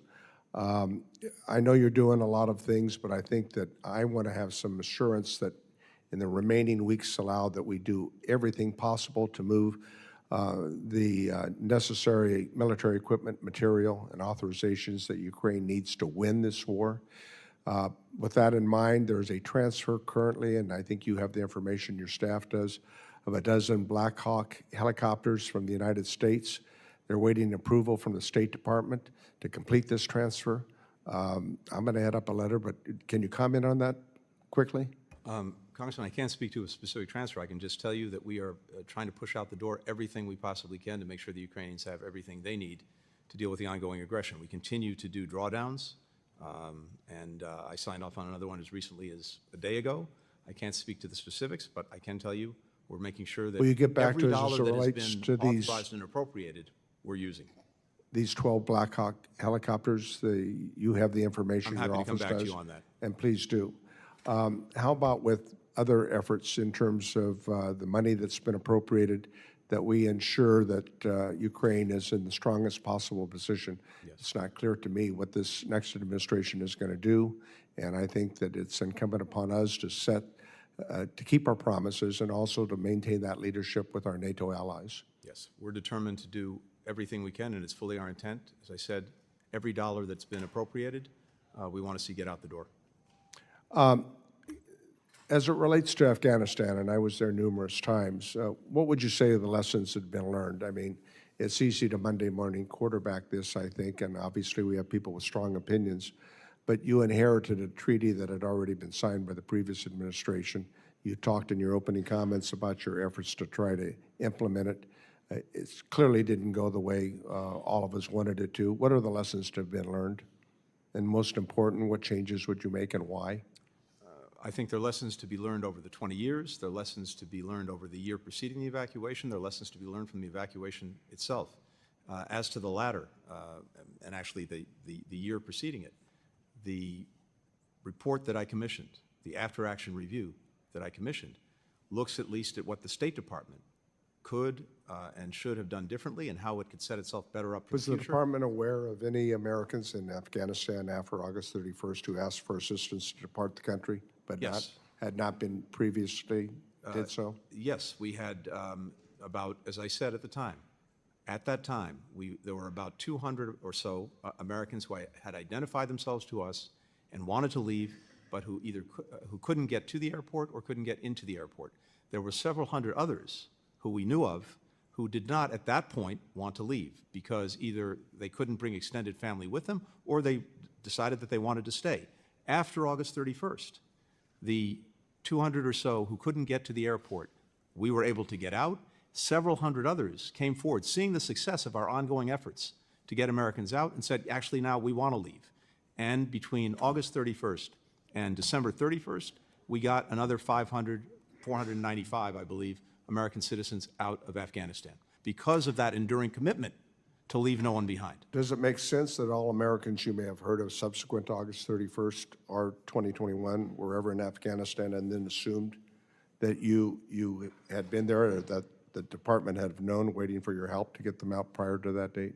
I'm sorry, can you repeat the question? I missed the question. I said, does it make sense to, just to add up that all the Americans you may have heard subsequently prior to the August 31st date were ever in Afghanistan and then assume that you knew that they were there and that they were going to have an option? Again, the challenge we've had, as you know, is that our citizens in any country around the world don't have to tell the government that they're there. They don't have to register with us. When they leave the country, they don't have to deregister.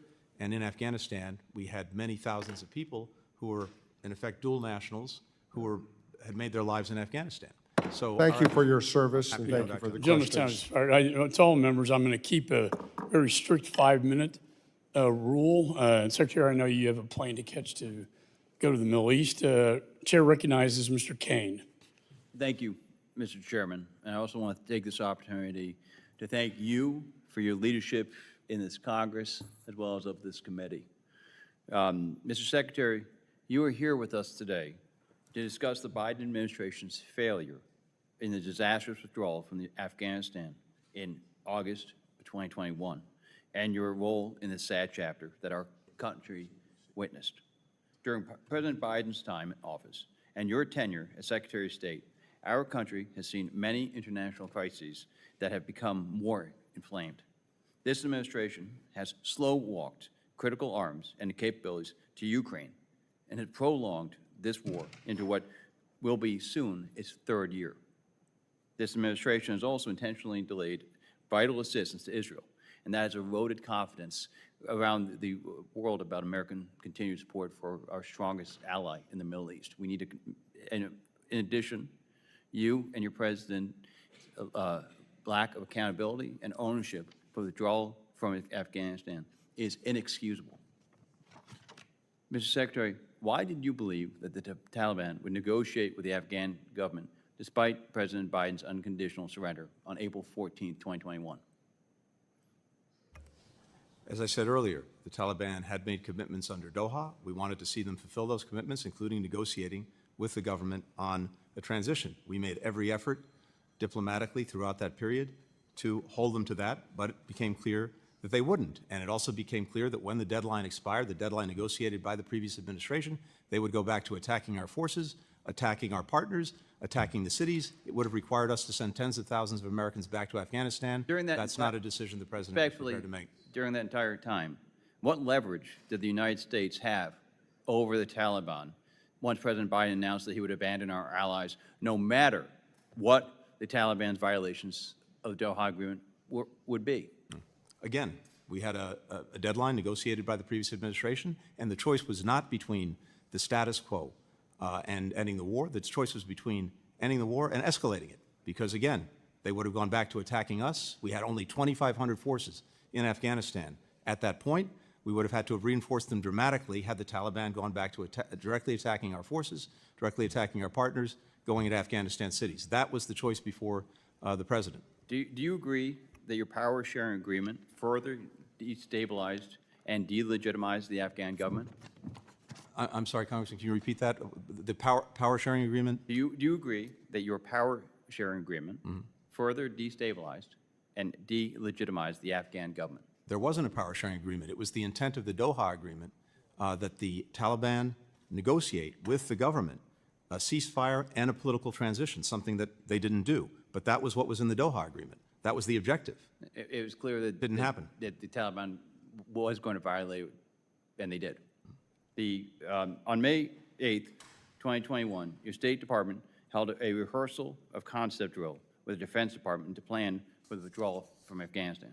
And during that meeting, the military warned against keeping Embassy Kabul open.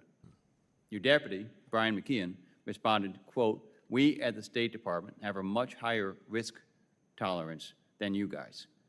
Mr. Secretary, it was you who tasked Mr. McKeon with purportedly leading the State Department's NEO planning. Is that correct? I'm sorry, again, I had trouble hearing that. Please repeat that. It was during this meeting where you were, where you were warned not to keep Embassy Kabul open. Your deputy, Brian McKeon, responded, quote, "We at the State Department have a much higher risk tolerance than you guys."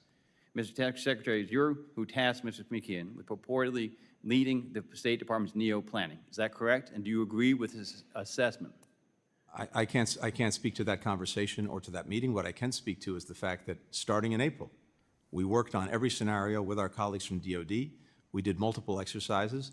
We planned out what we would need to do, including in the event of a NEO. And as I said before, the decision to actually initiate the NEO is a collective decision made through the interagency process by all of the cabinet level members and ultimately by the President. The State Department technically initiates it, and it was on August 14th that everyone agreed that we should initiate the NEO. And for reasons that we've discussed before, we didn't want to precipitate a panic. No one believed that the government and military would collapse. We wanted to sustain our diplomatic efforts in Afghanistan. Respectfully, your decision to keep U.S. Embassy Kabul open against military advice put people's lives at risk, and people were killed. And I want to also express my sympathy. It was a collective decision, Congressman, a collective decision of the administration. To the families of the 13 service members who were killed at Abbey Gate, who I know many of the Gold Star families are here today. Thank you, Mr. Chairman. I yield back my time. Gentleman yields. Chair recognizes Mr. Almo.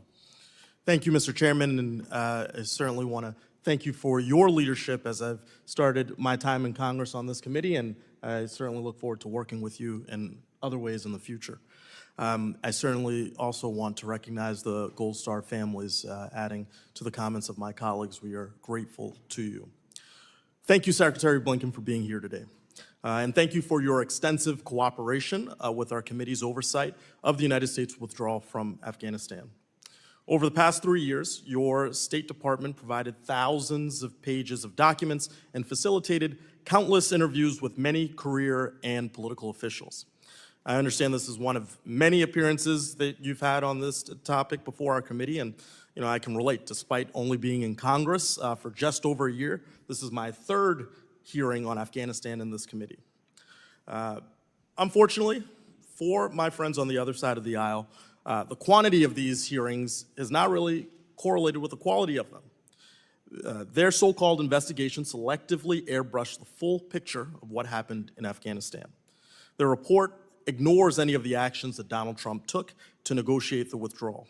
The report claims we abandoned our allies, but fails to mention how Trump folks left behind a backlog of more than 17,000 applications made by our Afghan allies for special immigrant visas.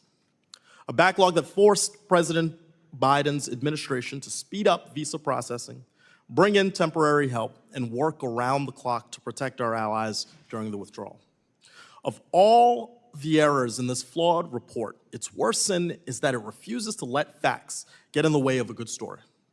The report repeatedly claims the State Department waited too long to initiate the U.S. non-combatant evacuation operation. But the U.S. ambassador to Afghanistan at the time, Ross Wilson, has testified that initiating this evacuation operation too soon, quote, would have complicated our ability to get out.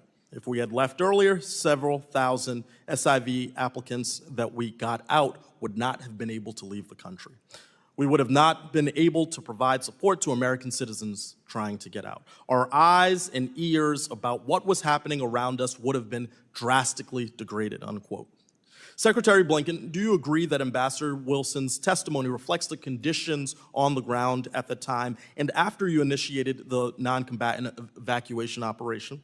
Were there any additional steps that you personally took to ensure that our personnel and allies had the help and resources they needed? Yes, thank you. I agree with Ambassador Wilson's assessment. And once the evacuation was underway, the NEO was underway, we surged resources to the embassy, including dozens of consular officers to make sure that we could process anyone getting to and into the airport, American citizens and others eligible to come to the United States. And I have to tell you, Congressman, I have immense pride in the people of my department. I had hundreds raise their hand and volunteer, including dozens who ran into the burning building of HKIA Airport during the evacuation, to look out for their fellow citizens, to look out for our Afghan partners, and to do everything possible to bring them out of harm's way. Yeah. Well, Secretary, I'm grateful for your leadership, and I frankly just wanted to give you an opportunity to correct the record on any claims that we've heard today, and really just communicate some lasting thoughts about this as you depart the State Department. Look, all I can say is we don't have time to go through everything. I think we've addressed a number of these questions throughout this hearing, and I'm always happy to pursue these conversations. I just hope that somehow we can find ways to work effectively together to shed more light than heat on these very difficult issues. I think that's the spirit in which we should approach things. And for my part, I've been determined to learn the lessons from this experience, not only to learn them, but to act on them. And we've made the State Department stronger and better able to respond to crises than it was when we found it or it was during the Afghan evacuation. And I think that spirit is the one that I would hope would apply to everything we do. I've worked so well with so many members of this committee on both sides of the aisle. I hope that that continues even in places where we have deep disagreements. We can question each other's judgments. That's totally appropriate. I hope that we can get out of the business of questioning each other's motives. Thank you, Mr. Secretary, and with that, I yield back. Gentleman's time has expired. I recognize Mr. Lawler from New York. Thank you, Mr. Chairman. Mr. Secretary, have you read this report in full? I have read the executive summary of the report. I haven't read the entire report yet. Okay. I've read the executive summary. I hope that you will take this copy with you on your flight to the Middle East and read it, because this is your legacy. This is your legacy. Starting with the disastrous withdrawal in Afghanistan that resulted in the death of 13 U.S. service members, creating 13 Gold Star families. Families our Vice President hasn't even been bothered to meet with. Then the Russian invasion of Ukraine, the terrorist attack on Israel, the illicit oil trade between China and Iran to the tune of $200 billion under your watch. That is what is funding Hamas, Hezbollah, the Houthis, and other terror networks in the region. China threatening Taiwan. This is your legacy, and this stems from this disastrous withdrawal. So I hope you read the report in full and reflect upon that. You talk about the Doha agreement. It's conditions-based. This administration had no problem reversing policy decisions that it disagreed with President Trump on. In fact, Joe Biden revoked 94 executive orders to open up our southern border and create an absolute calamity. 70,000 Americans die every year from fentanyl overdose, as this administration has allowed fentanyl to pour into our country. Drug trafficking, gangs, human trafficking, women and children being sold into prostitution, not a care in the world. This is the legacy. So don't sit here and tell us, having not read the report, that you disagree with it or it's not true, saying to my colleague from Florida, oh, it's not true, we left people in Israel after October 7th. It most certainly is. I had constituents calling in a full-fledged panic, and we called the State Department and we're told there is nothing we can do. Don't tell us that that didn't happen. This administration had no problem trying to renegotiate the Iran nuclear deal. No problem lifting sanctions on Iran, allowing for the illicit oil trade. So when you say that the previous administration negotiated the Doha agreement and therefore we were bound by it, that is complete and utter bullshit. And you know it. You absolutely had the ability, based on the conditions on the ground, to keep our troops there, to ensure the safety and well-being of American citizens, and to make sure what happened did not. Mr. Secretary, on August 26, 2021, who was the President of the United States? Joe Biden. On August 26, 2021, who was the Secretary of State? I was. Okay. Take responsibility.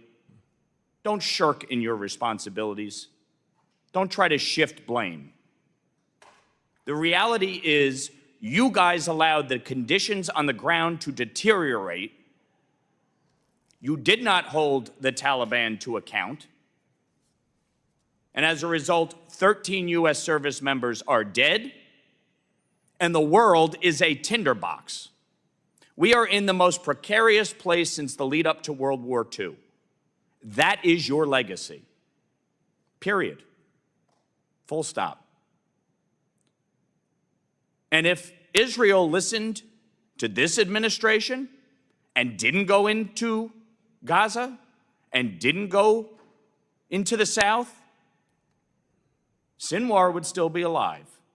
And if Israel listened to this administration, Nasrallah would still be alive.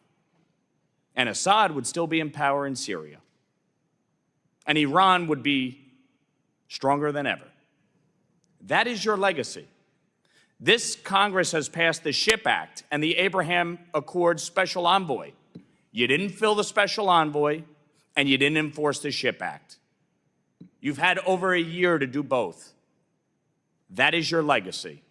You leave the world worse off today than it was when you inherited it. Gentleman's time has expired. Recognize the Enjoy reading this, because gentlelady this from is Pennsylvania, your Ms. legacy. Wild. I have a very different legacy, one that I'll be happy to reflect on.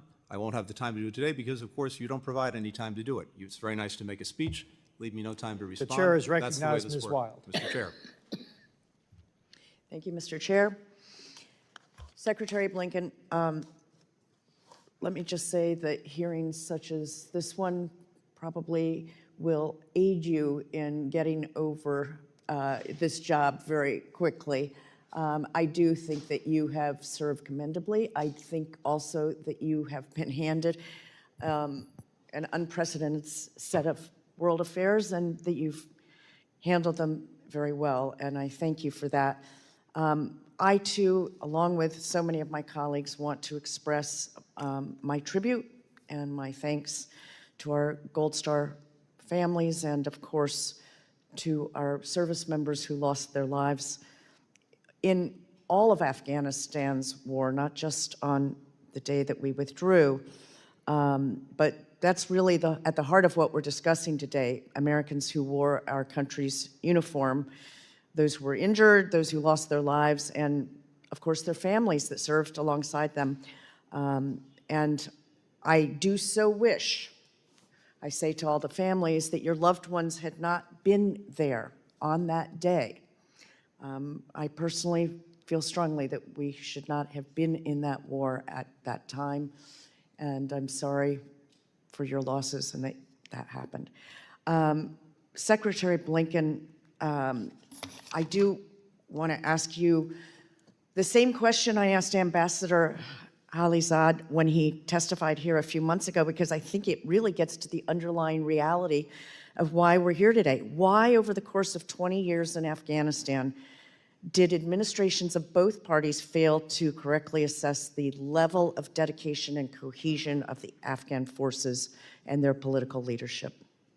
I think that's a critical question. I hope that the bipartisan commission that is looking into the 20 years of Afghanistan gets at exactly that. And as someone who served in several of those administrations, I also take responsibility for that we did not, I think, see with clarity not only the durability of the Afghan government and the Afghan security forces, but see with clarity how difficult, if not impossible, it would be for us from the outside to somehow build a cohesive country and society. And that is something that, as you said, took place over multiple administrations. And I think that is a critical question that we get a better understanding of. And my hope is that the Commission will look into that. Well, thank you. I hope so too. You know, I have grave concerns about the politicization of intelligence that somehow seems to fit a pre-designed agenda over several decades of U.S. military involvement. That is by no means any kind of critique of our troops ever. It's the people who are making decisions at a much higher level. And I worry that we have a cherry picking of intelligence and data. And I hope that's something that the Commission will also look at, because I think it's vital to make sure that we don't end up in any more forever wars. How do you account, and I know we're running out of time, but can you comment on the intelligence failures specific to Afghanistan? Look, I think this is collective, which is to say the State Department had knowledge and perspective on this. The Defense Department, having worked with the Afghan military for 20 years, had perspective and knowledge, and of course the intelligence community did. So the judgments that we reached, I would say, were collective judgments. And as I said before, and we've said repeatedly, as we looked at the preponderance of views, there was no one anticipated the collapse of the government, the collapse of the Afghan forces, when it happened or as quickly as it happened. Can I just stop you real quickly, because I wanted to ask you, were you personally surprised by President Ghani's decision to flee?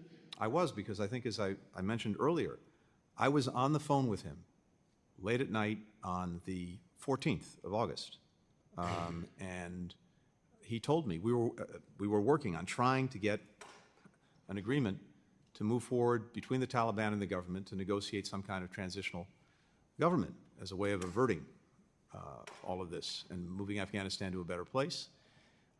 He told me that he was determined to try to do that, but if the Taliban refused, he was going to stay and fight. That was on August 14th.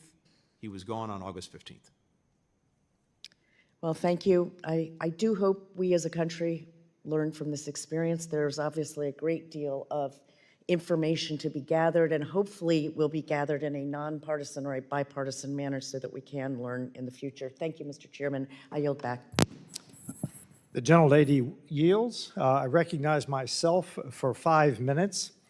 You've mentioned probably 5 times today the fact that your intel failure to know what was going to happen. There's an old book you need to read. It's called Groupthink. It examines disasters exactly like this in the past. It probably is worthwhile reading because that's what happened, groupthink. Now, those of us on this committee who served in Afghanistan and Iraq understand that evil still stalks the world. We saw it. And many of my colleagues on this committee served far deeper into Afghanistan and Iraq than I did. But evil still stalks the world, and I've also heard you say several times here about humanitarian assistance. There is an old military, political concept that says military use is a failure of diplomacy. It's the last bastion of it. Well, as expected, Mr. Secretary, this has been an interesting back and forth, as I knew it would be. And since I'm fairly low on the totem pole here, we've plowed that ground well. I want to talk about the consequences of this in the world following the disastrous withdrawal from Afghanistan. I think one of my colleagues on the other side of the aisle talked about repercussions. There have been many. I'll just mention 2. Following this botched withdrawal and the Taliban takeover, our adversaries have been on the march around the world, encouraged by this error, this strategic error. Words fail to capture the magnitude of the consequences that have been suffered across the globe because of this withdrawal. Yet, according to President Biden himself, the emergency evacuation that cost 13 American service members' lives left behind $7 billion at the low end of military equipment was an extraordinary success. Yet our perceived weakness following Afghanistan, I think it was 2 months later, Putin started moving troops toward Ukraine, also set the scene for the horrific attacks on October 7th. Hamas terrorists and thugs obviously invaded Israel in an unprovoked assault that left Israeli men, women, and children dead, wounded, and hostage, and Americans as well, I might add. That was a critical, unforced error by Hamas. Since that day, Iranian hegemony has faltered. Hamas has lost its leaders and uncontested control over Gaza, while Hezbollah's senior leadership has been eradicated, setting their ambition back for decades. And I will stop here and say that both UNRWA and UNIFIL did not do their job in Gaza and in southern Lebanon, to disastrous consequences. We now find ourselves in the midst of yet another serious issue, which is Syria. The fall of Bashar al-Assad, both Russia and Iran have lost leverage in the Middle East, and while it's good that his reign of terror is over, gassing, torturing, slaughtering thousands, there's still looming questions like, who's keeping the lights on in Syria today, and who's going to control the levers of government tomorrow? Amid the chaos, our steadfast ally, Israel, remains strong. They have significantly weakened Hamas and Hezbollah, directly diminishing Iran's influence in this region. Without Israel's chutzpah and determination, the threats to the United States in the Middle East would be far greater. Israel, over the past few days, has done the necessary work of destroying the military power of rump Syria. So whoever does emerge to rule Syria cannot threaten Israel. According to the White House National Security Council spokesman, John Kirby, it is an open question who is currently running Syria. Yes, Iran and Russia have failed, but have lost influence in the area, but I am very eager for the leadership of the incoming National Security Advisor, Mike Waltz. And I want to make sure that's Mike Waltz, the incoming National Security Advisor, not our recently failed Vice President candidate. So, a couple of questions for you. First of all, Mr. Secretary, are you confident that the leader of HTS will be able to keep his word to protect Christians and Islamic women in rump Syria? Mr. Chairman, I'm not confident. I'm encouraged by the fact that they've said the right thing, but what we have to focus on is whether they do the right thing, including protecting minorities. The second question is, do you expect Syria to descend into a terrorist enclave? We certainly need to do everything possible to avoid that. And the coming days, the coming weeks will be critical to that. That's why, and by the way, I very much appreciate you keeping this hearing on time along with Chairman McCall. I need to leave to get on a plane to go to the region to see King Abdullah of Jordan. And I appreciate that there's some other members here who've not yet had a chance to ask questions. I'm happy to take those questions for the record and get back to you quickly. Mr. Secretary, I yield back to the chairman, and he will recess this. Thank you, sir. Chair recognizes Mr. Moshowitz. Mr. Chairman, thank you. I'll be quick, Mr. Secretary. First, let me thank the chairman, Chairman McCall, for his bipartisan work on this committee. This has been one of those bright spots of this Congress.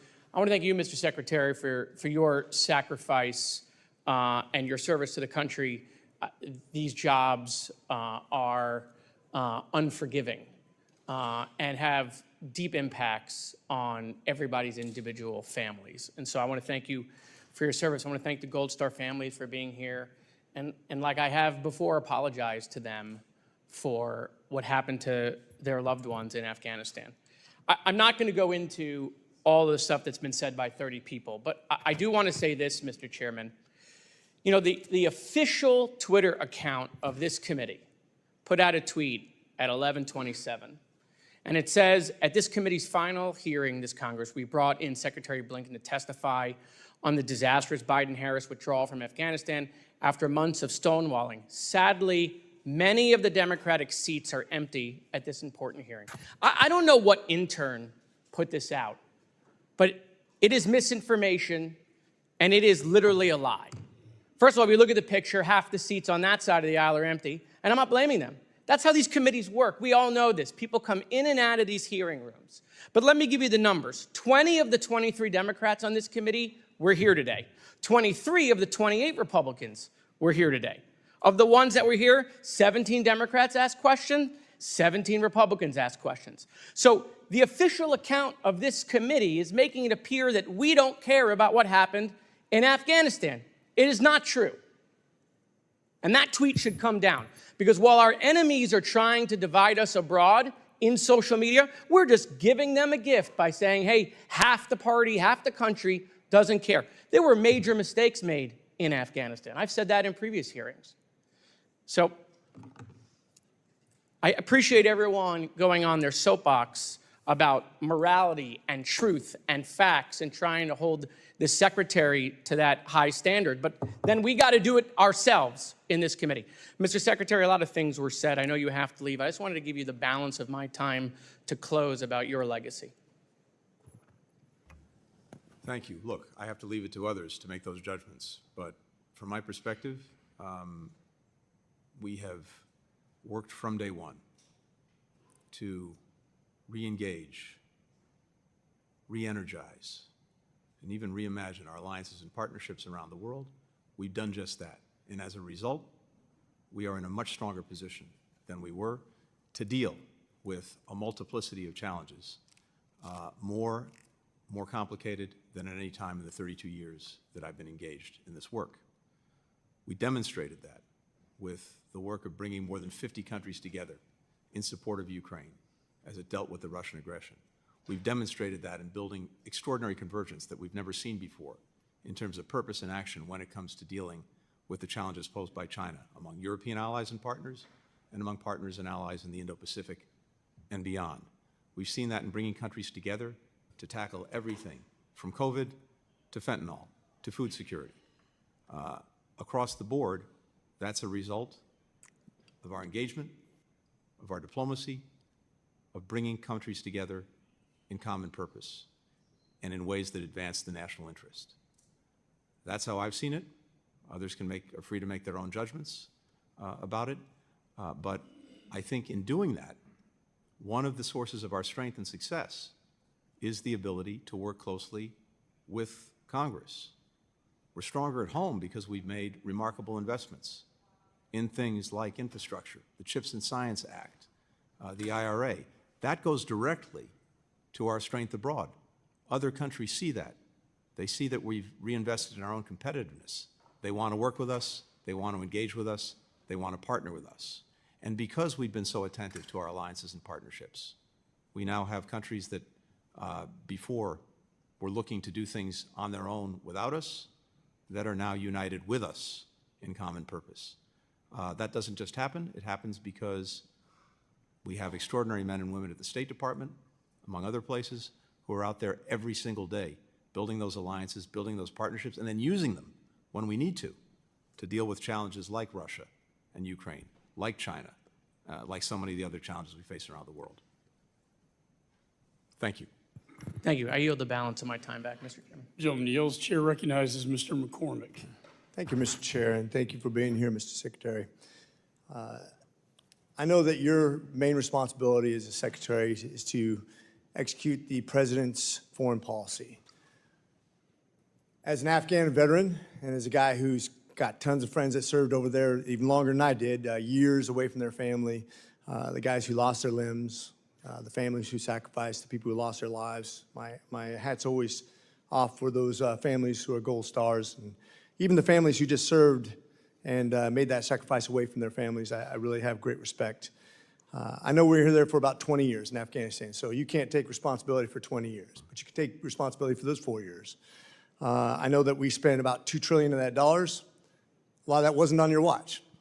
That's also a lesson learned that we had to live with. I know 2,462 lives roughly passed because of that war. that we sacrifice as Americans, but most of those not on your watch. What I do want to hold you and our leadership accountable for is the stuff we left behind, very specifically. Yesterday, I had the ambassador of Pakistan in my office, and we were talking about terrorism in his nation and how we create stability in that region. I'm a foreign affairs guy that's my region.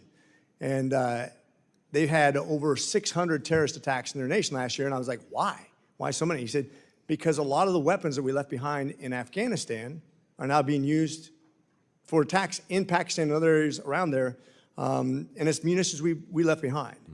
I personally thought it was a horrible withdrawal. I've talked to Millie. I've already had a breakdown. He went down and step by step went through the process of the withdrawal. But quite frankly, it wasn't just the $4 billion of our troop supplies that we left behind, but the $90 billion that we had given to the Afghanis that was then used now to sustain their country and the evil empire that's basically spreading terrorism throughout the region. I don't really accept the premise that they're not harboring bad guys. I know we have terrorist cells there. I know that they're training. We've been briefed on that. We don't need to get into the specifics, but I quite frankly think in a real sort of way, the equivalent of equipment that we left over there, which is probably similar to what we just gave to Ukraine in aid. And then to fight a first world army, the Russians, is now being used to spread terrorism throughout the world, and that's on us. The United States is literally sponsoring terrorism around the world using the weapons that we gave to them we didn't hold accountable for. And one thing we learned in the military, whether it was 16 years in the Marine Corps, 4 years in the Navy, or training with the Army, accountability is our first step. We take responsibility for what we do. How would you answer to that? So two things, Congressman. I very much appreciate the question. First, the weapons you're referring to built up over 20 years. The hard reality is that in order to avoid extending the war, escalating the war, sending tens of thousands of Americans back into Afghanistan, would have been impossible to take out all of those weapons, all of that equipment. Much of it was dismantled or otherwise made inoperative. Much of it that remained is almost certainly inoperative because it had to be maintained, and they don't have the capacity to maintain it. But I grant you, there are no doubt some number of weapons or equipment that, yes, are being used by the regime. But the Taliban government itself is not in the business, for all of the horrific things that it's doing inside Afghanistan to its people, is not in the business of exporting terrorism in this moment. And that, at least, is a good thing. And so I don't see this equipment, such as it is, being used for that purpose. It is very regrettable that equipment was left behind, but I think it's a reality of 20 years, trillions of dollars of equipment to the Afghans. So I would disagree with one premise, and this is where I think the crux of this is used, because I want to learn from this. We should never set a date or a time to be political about anything we do. This is about the survival of our troops, what's best for our investment, return on investment. And I think we got locked into a date. If I could learn anything from this, we got locked into a date, let us make some really bad decisions planning-wise that left a lot of equipment behind. And quite frankly, when I was there, we had fewer people there than we have Spain. We never fought a war in Spain. And we're so in a hurry to say, I want this feather in my cap that I got out of Afghanistan, that we forgot to do it right. And when you forget to do it right, shame on us. And I think we should never be locked into a date or a time or a situation where we're not in control, because we are the biggest, baddest country on the planet. And shame on us for not doing it right, because I think that costs us a lot of reputation. With that, I yield. Gentleman's time has expired. We're going to try to keep this brief. I know the Secretary has to go to the Middle East to meet with the King of Jordan. Mr. Moran from Texas is recognized. Thank you, Mr. Chairman. Mr. Secretary, thanks for being here today. I want to start where Mr. Moskowitz left off just a second ago. Speaking about the withdrawal, he said, and I quote, "There were major mistakes made in Afghanistan." First of all, do you agree with that statement by Mr. Moskowitz? I do. Could you specify the mistakes that you believe were made in the withdrawal from Afghanistan? Yeah. I think the most fundamental mistake was, again, not recognizing that the fragility of the Afghan government, the Afghan security forces, and not anticipating across the government, and I take responsibility for this along with the other departments of government, in recognizing that there was potential, more than the potential, likelihood of very quick collapse by both the government and the security forces. How would you advise a president in the future under similar circumstances to do something different? What different advice would you give to him or her?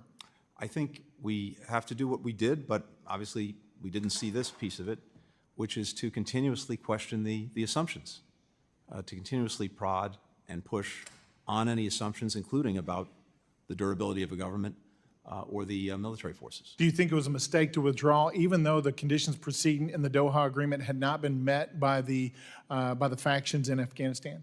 I do not. I believe it was the right thing to do to end America's longest war. I believe that our country is actually better for it, stronger for it. I believe our adversaries have seen that we were not going to get bogged down into another decade of war in Afghanistan, and that has been a good thing.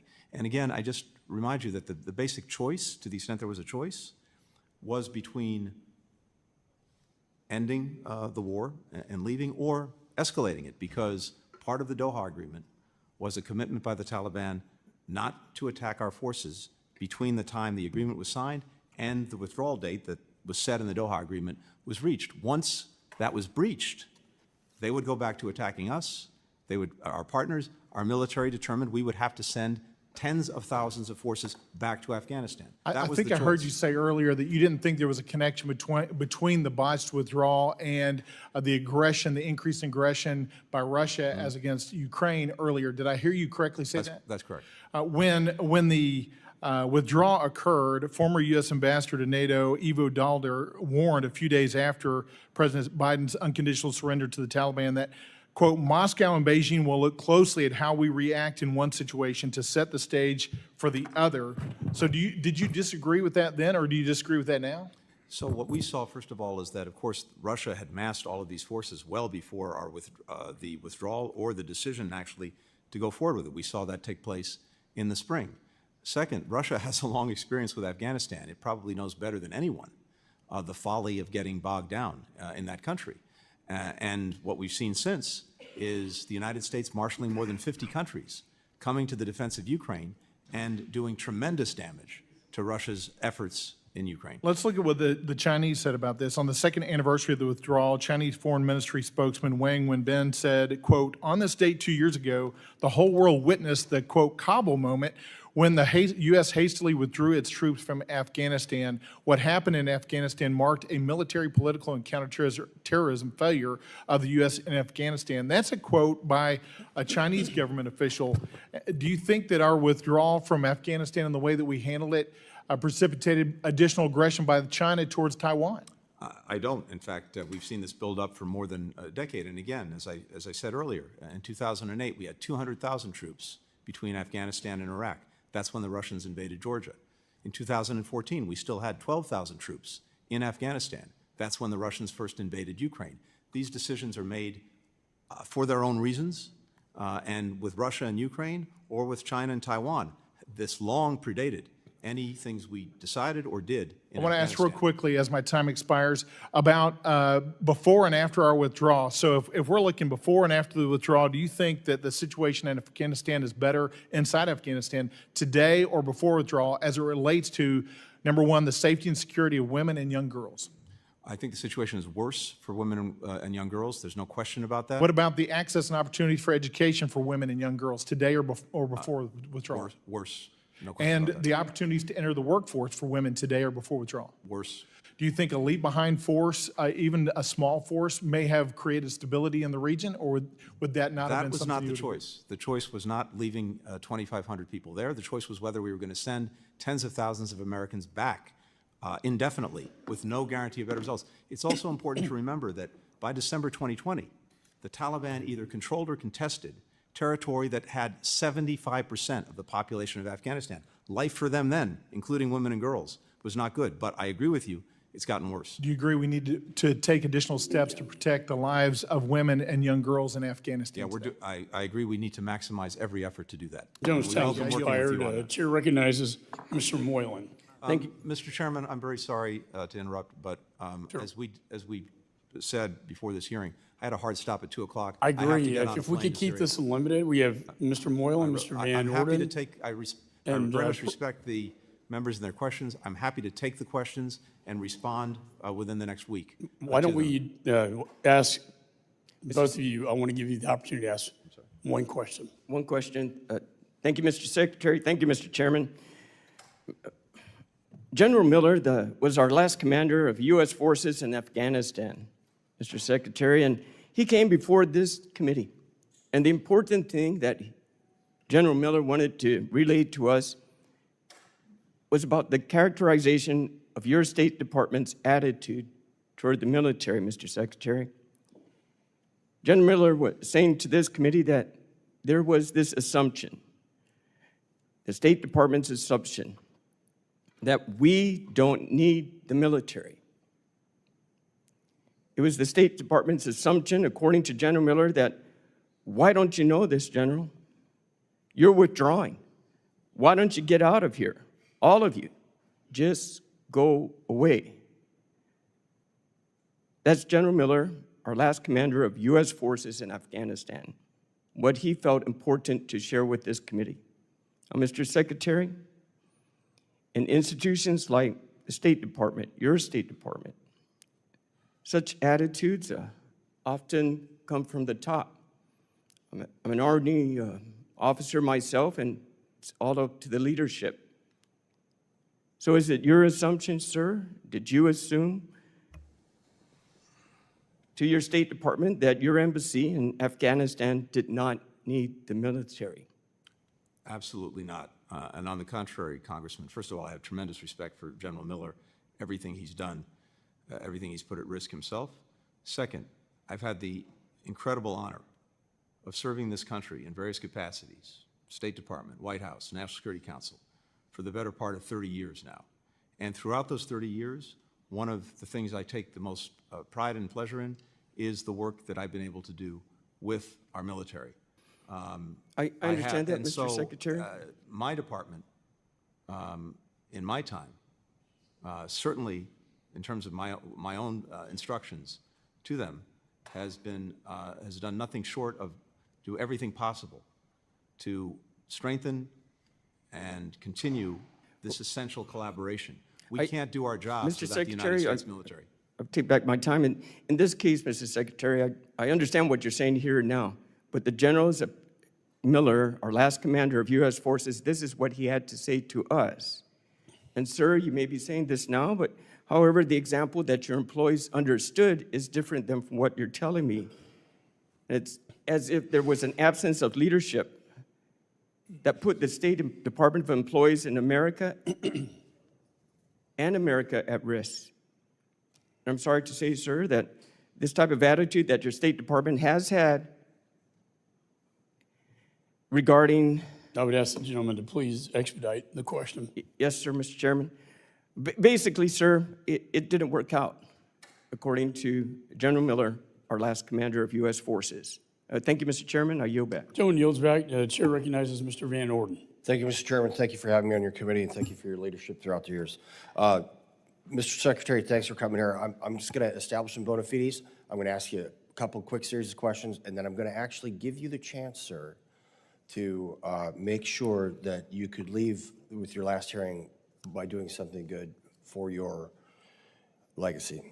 I have served multiple tours in Afghanistan and Iraq, including one where I held one of my friend's hands as he was dying, listening to his wife crying through a satellite phone into his ear because she knew she would never see her husband again. And the Gold Star families here have my greatest sympathy. And we owe you a debt that does not go away. It's not a mortgage. It's not a 30-year commitment. It's forever.